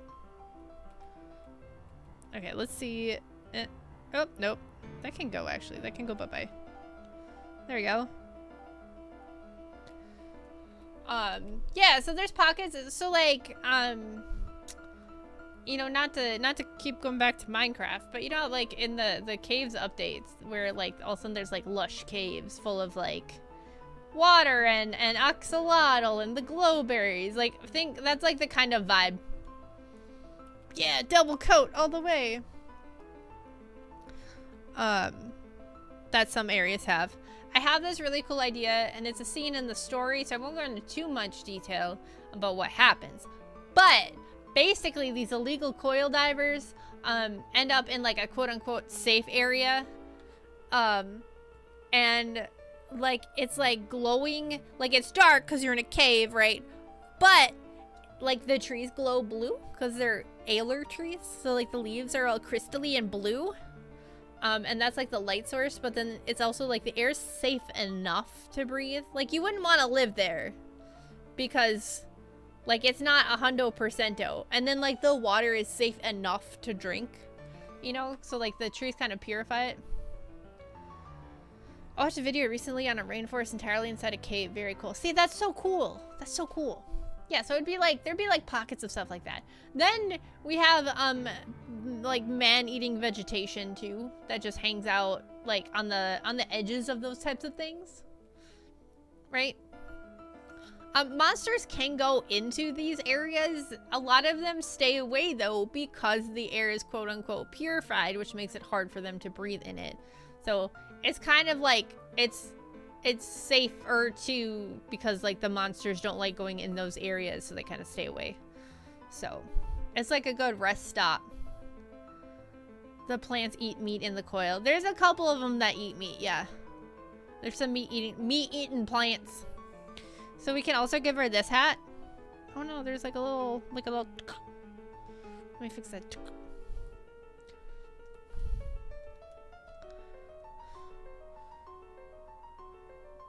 So we can give her this hat.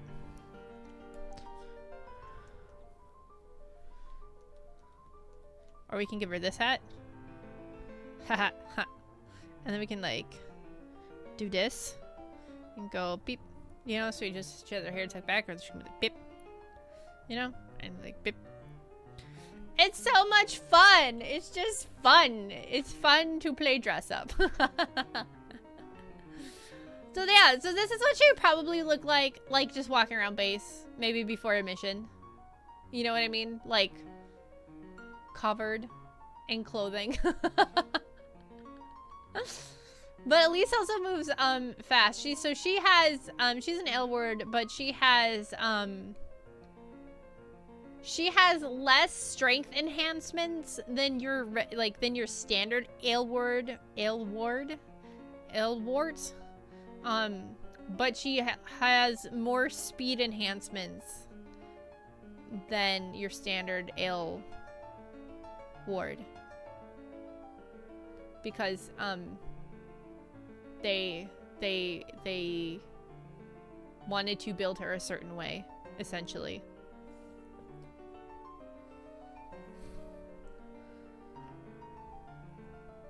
So, because I think you know, like, I feel like most Aylwards you would like, they were min-maxing your build. Yeah, exactly. Yeah, they built Project Undertone as a bunch of asshole min-maxers. That sounds really good. That's a really good way to put that. Yeah, I'm trying to think. Luxburg,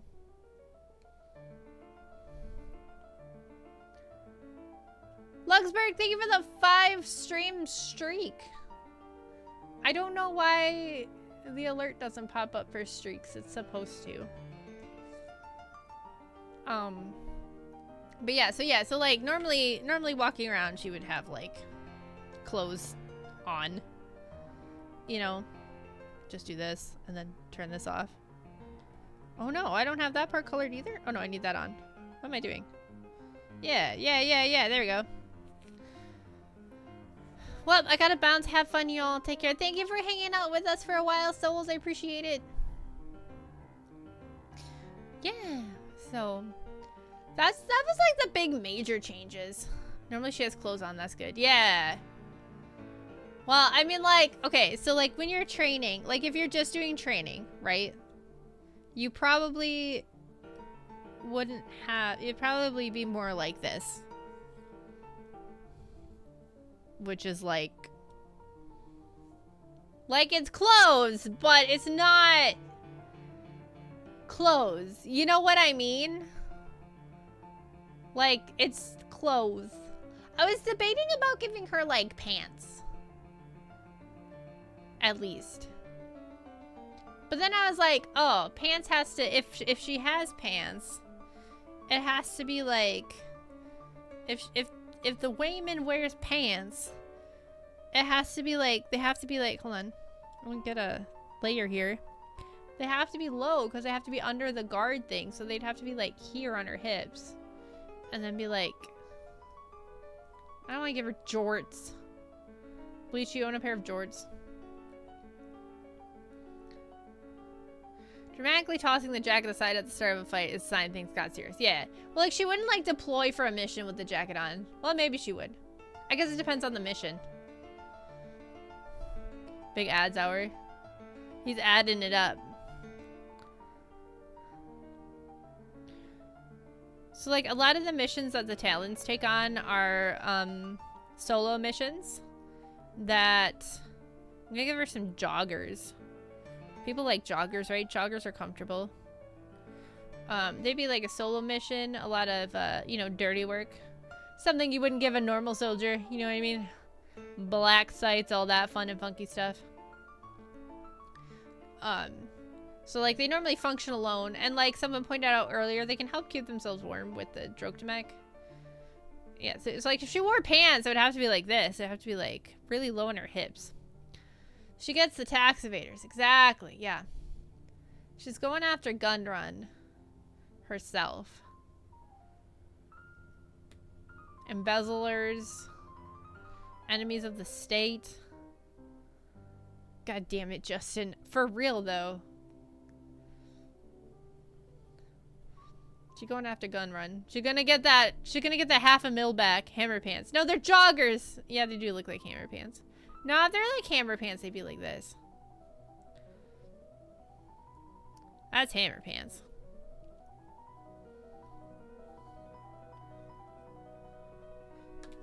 Beethoven. Chill your shit. He plays the piano too fast. It stresses me out. What is something you learned today? Beethoven stresses me out. Yeah, these are like hammer pants. Yeah, I don't know. I can't see her wearing pants. I thought about giving her pants because, like, I was like, well, this guy, would he have pants? I'm like, he probably would have pants. But then I'm like, why does he wear pants, but she doesn't wear pants? Like, are we just going to be like, are we going to have a double standard here? But then I was like, I don't know how to put pants on him because he's got the guard system right there. You know? So, like, I don't know if he can wear pants, but I feel like he should wear pants. Like, in my head, he's wearing pants. So, like, I'm not sure, you know, design-wise. The patriarchy. The pantriarchy, actually. We got big pants dilemma here in chat. Old-timey general pants.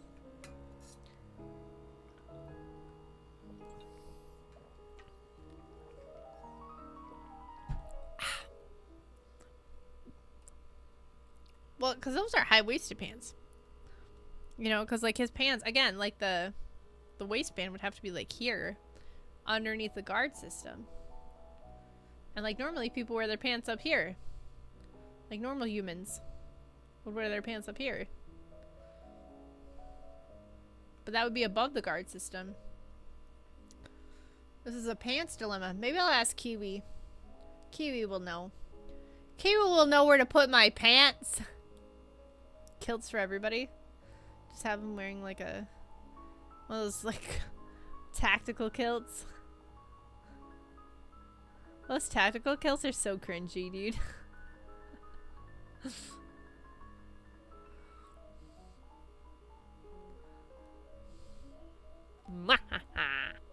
Lord Fur, thank you for the follow. Welcome to the meat hall. Thank you, thank you. Oh, Clone Wars. Commas? I'll look up. Aw, you like them? Do you really? I always cringe when I see people wearing them. Kiwi's just gonna say floor? How about this? We'll raid her when I'm done and we'll ask her. Okay, Clone Wars Camas. Oh, like the thingies on the sides? Those aren't really pants, though.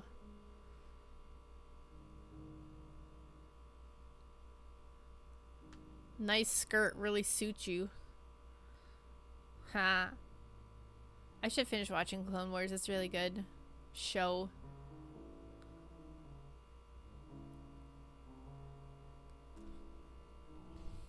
But yeah. Okay. Let me erase you. Thank you. Yeah. So, he is this guy, his name is Max. He is a Drog-to-Mech soldier. So he is enhanced. He, however, is not a super soldier like Elise. So he doesn't get the cool equipment. He will probably just have like a chest plate. Like a metal, like a steel chest plate of some kind. Very World War I. I'm not gonna make it look like the lobster ones though. I feel like those are too recognizable. I don't wanna like totally just rip from it. That's not how plates work. But you know, like you get the gist of it. Hey, wait, now I gotta fix it. I wanna have like a big metal collar. How would that work? Where would you put your shoulders? Sag, no super. There are male talons that would get super suits, but Max is not one of them. He is actually the leader of Elysium Skiff. Oh my god, she said it. She said the words. She said the words. Give Max a female handler and then do what with it? And have him ask, woman, where's my super suit? Yeah, I would draw this better in IRL, but you know what I mean. So like he'd probably have like a steel plate. I feel like he needs to have pants. Maybe I will move his guard up like here. Like up here. It's still kind of like lower back kidney area, so like I think that's still okay. I just basically like used hers as a reference.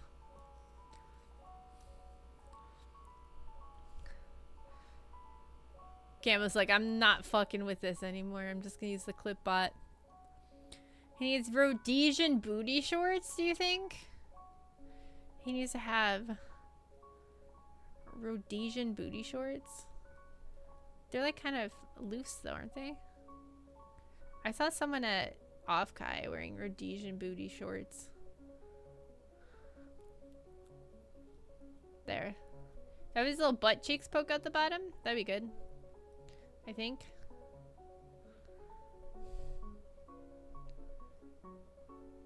It's like when I see the gym bros at the gym that wear like these tiny shorts and they're so small they have to wear another pair of shorts underneath them, and I'm really confused by that. I'm like, why not just wear longer shorts?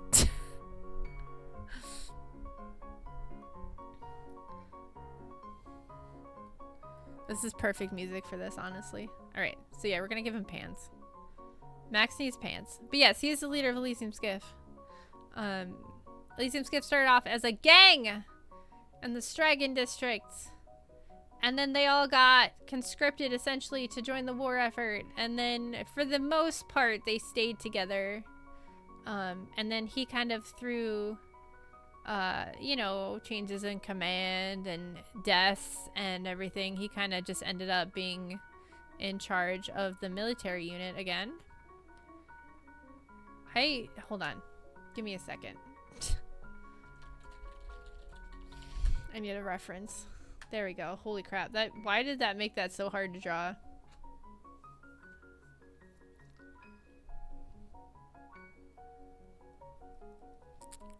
Alright, that's better.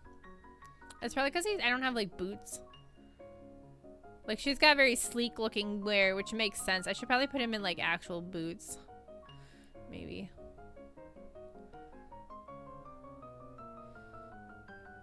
Because like I said, she is not supposed to look like she fits. Because she's scary. She big. Well, no, she's not big. Actually, she's small. She's small and scary. Small, scary hours. And then we have this. A little bit of this. A little bit of chicken fried. You know what I mean? Cold beer on a Sunday night. Friday night. Pair of jeans that hit just right. That's what we're gonna right now. And the radio up.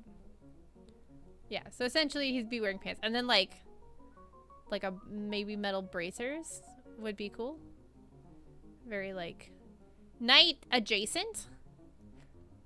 You know what I mean? Like tactical but also night. You know?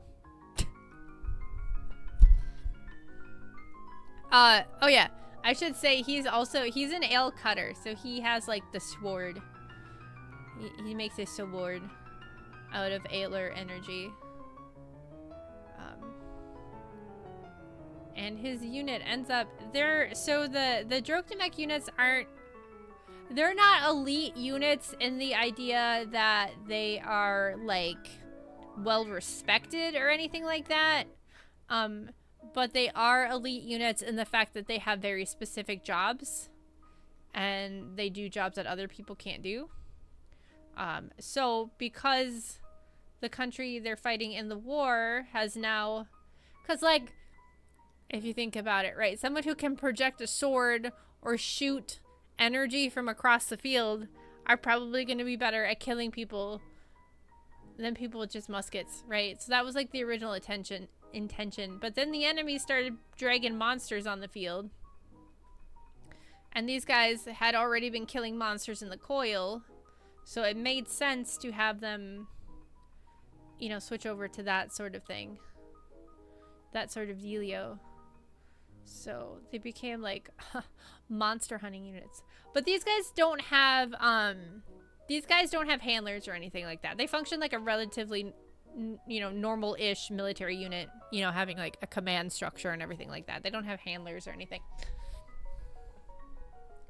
So that's just the talents.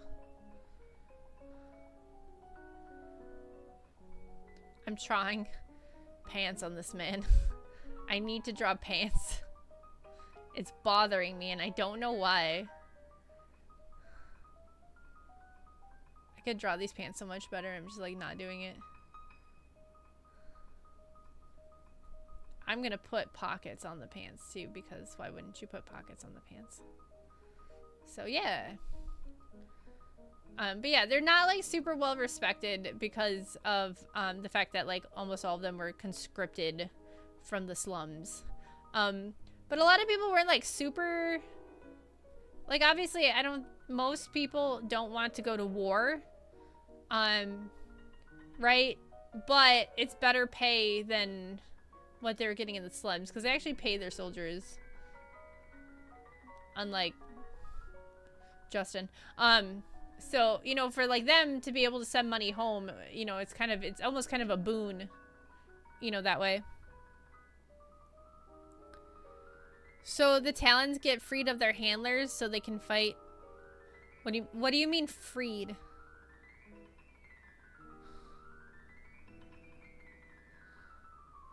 You should have like a knife. All of them should have knives. They should have some kind of sidearm in case they can't use their Droktomek. I haven't figured out where the Droktomek would get placed. Obviously, like, some spinal area. I imagine this workplace has high turnover rate. Yeah. Yeah. So it's like you can either die in a factory or you can die in a battlefield. It's like, you know, pick your poison. At least being a soldier pays better, you know? I want to give him, like, more armor. I just don't know where I would give it. I don't want to give him, like, pauldrons. I may have misheard. Did you say they don't have handlers when they... Oh, okay. So, Talons have handlers. They have handlers all the time. Yeah, they have handlers all the time. So, like, when they're out in the field, like, doing their missions, the handlers aren't, like, with them, but they're connected to them through the helmet. So the handler can speak to them. They have like a comms relay. The handler can get still images of what they're seeing. They can see their vitals, things like that, and then they have access to those triggers.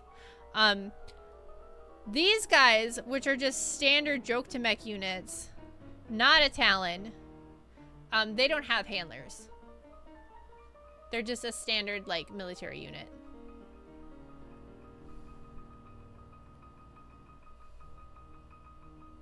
I want to make this like, hold on. I need a reference.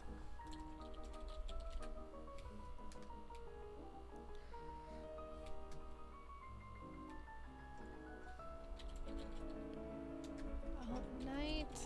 Good night armor with high collar. I don't know if I'm gonna get what I want.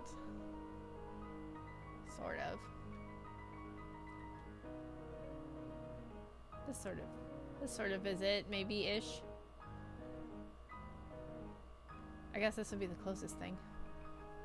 Oh, I thought these guys were Talons. No, so just this guy. And you can tell because like she's got really intense armor.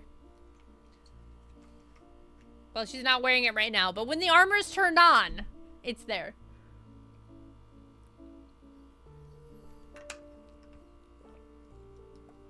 So like these guys are specialized units, but they're basically just people they pull out of the slums that already had Droktomek installed, and they went like go to war. These guys were in a super soldier program since they were children, and are relatively unstable mentally. So, normal person, not normal person. Normal person, not normal person. What's that? Oh, okay. Alright, hold on. I'm gonna fix his collar on his armor now. It's bugging me. It's causing me a great bug. I see. I thought he was a Talon. Just her. Yep. Yep. I'm sorry if my explanation's a little confusing. I do mean it to be. I like armor where like you can kind of like tuck your face into it. I think it's really like, I don't know, it just is like a neat aesthetic.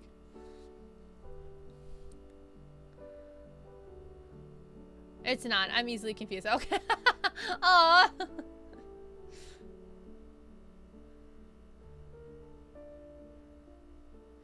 I'm trying to think of what else. Yeah, so like both these groups have to eat a lot. So that's the other thing is like the Droctomech units are like, they're kind of more expensive to have because you have to feed them more just to keep them running.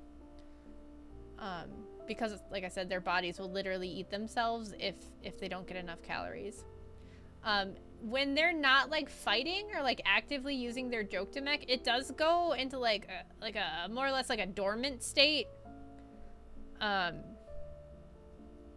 So like their fuel needs are lower if you're just like chilling, you know, like how a normal body would work. Like if you're just chilling reading a book, you're gonna use up less calories than if you're like running, you know, 3 miles. You know, it's like that. Like, but if someone with Droctomech would sit and read a book versus someone who doesn't would sit and read a book, like the Droctomech enhanced person would use more calories than the normal person.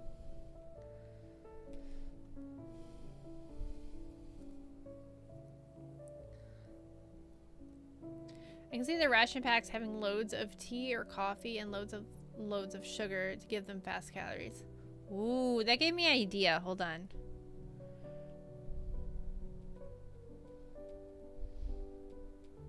Sugar stim packs. Because I think they would probably have like a lot of protein and stuff. Maybe. And like fats, but like if you're starting to get like wiped on the battlefield, like stuffing your face full of sugar would be like a good way to kind of get those stores back quickly. So yeah, it would essentially work like a stim pack. All right, we're gonna put like a leather strap here. Their rations are energy drinks and a pack of cigarettes, essentially. Yeah. Oh, I should make energy drinks. We should make an in-world energy drink. We can't just call it Monster though. That there's actual monsters in the world. These are straps, in case you didn't know. Right on his nipper. The Canary's drink of choice, obviously. Yeah. I want super obnoxious advertising. Okay.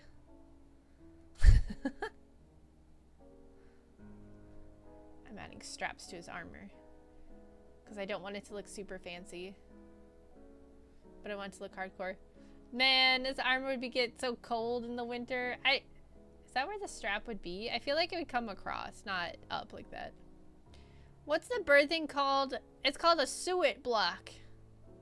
Do I have it? I have like something that like the poor canaries would use. Hold on, let me see. Let's see. Do I have that?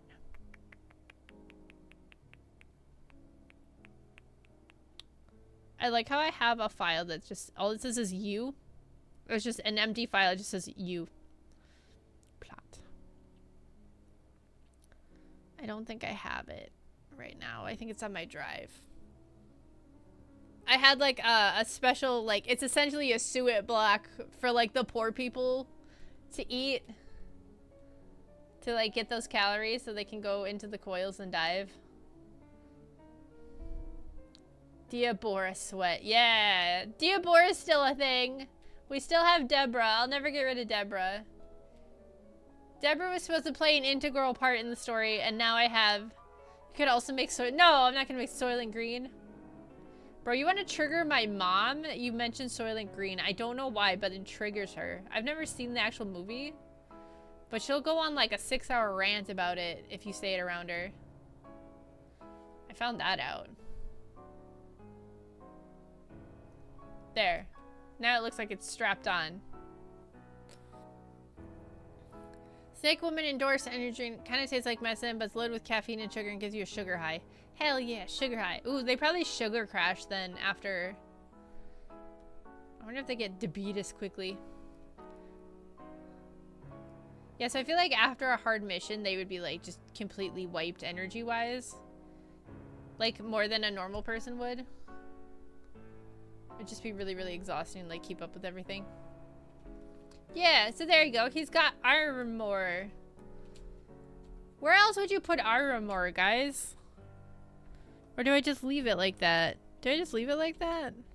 Like, obviously he's gonna have a coat to Do they need a nap to function? Yeah, they probably would need naps. Just like me, for real, for real. My image for these guys wouldn't be like, they would go out for long missions, but it wouldn't be like what am I thinking? Band of Brothers, where they're like out in the field for months on end. Like they would like function from like a forward operating base, or they would like function near like a known battlefield, because they need to like rest and recharge, and like obviously you can't do that out in the field. Wait, instead of an energy drink, make an energy candy something that they can quickly break pieces off and eat in the coils. Panzer chocolate. Yeah, we'll just give them meth chocolate. That'll be great. That'll be so good. Oh, I'm stretching. I need to be stretched. Oh my god, my back popped. Oh, that felt so good. Ugh. Ugh.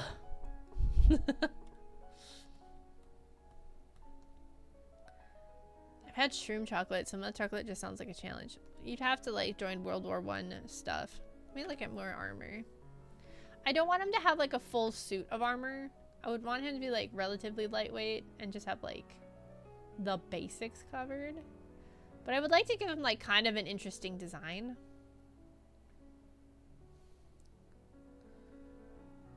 Cause like, so here, let's turn Elise's armor on. Here's her armor. Like obviously, like I said, he's not gonna have the same type of armor. So his is gonna be like made of steel. Let's make them height. Let's make them like, let's make them lore accurate height. Hold on a second. There we go. Lore accurate. Wait, is that? No, she's too tall. Hold on.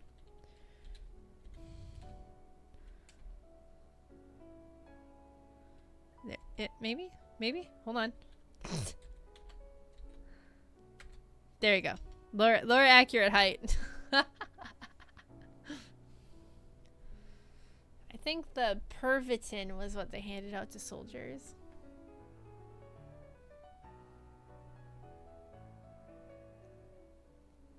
Wow, that is some lewd ass art that just flashbanged me.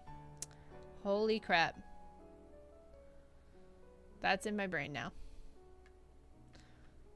I'm just looking for armor. That's all I'm looking for. Share. No, I don't think I will. I don't think I will. Because I don't have to. But yeah. I think if anyone else has any other questions, you can ask them now. Otherwise, we'll wrap up. Did you accidentally type a more? No, it just says arm. Did I? No, it says armor. Yeah, I only do porn on Warlord's Night, which is tomorrow. I just remember the tale of that Finnish soldier who ate a whole bottle of Pervitin and went on a magical mystery trip. Oh my god. That sounds terrible. Or not. Maybe. I don't know. I don't think that sounds fun. The drug that cooks you. Hell yeah. Hell yeah. We love getting cooked from the inside.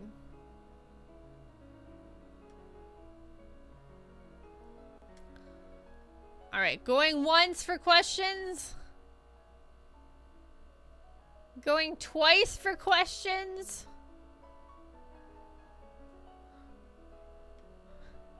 Did you have fun? I did have fun. If you guys would like to do these more, please let me know. And if you have specific topics you would like to hit, again, please let me know. I don't know what you guys want unless you tell me, so please feel free to, you know, say it. Inform me. Otherwise, yeah, I think we'll wrap up here, and we don't even know what we want. I know. Well, how am I supposed to know? But yeah, otherwise, you guys all have a great night, and I will see you next time. Nee-nee!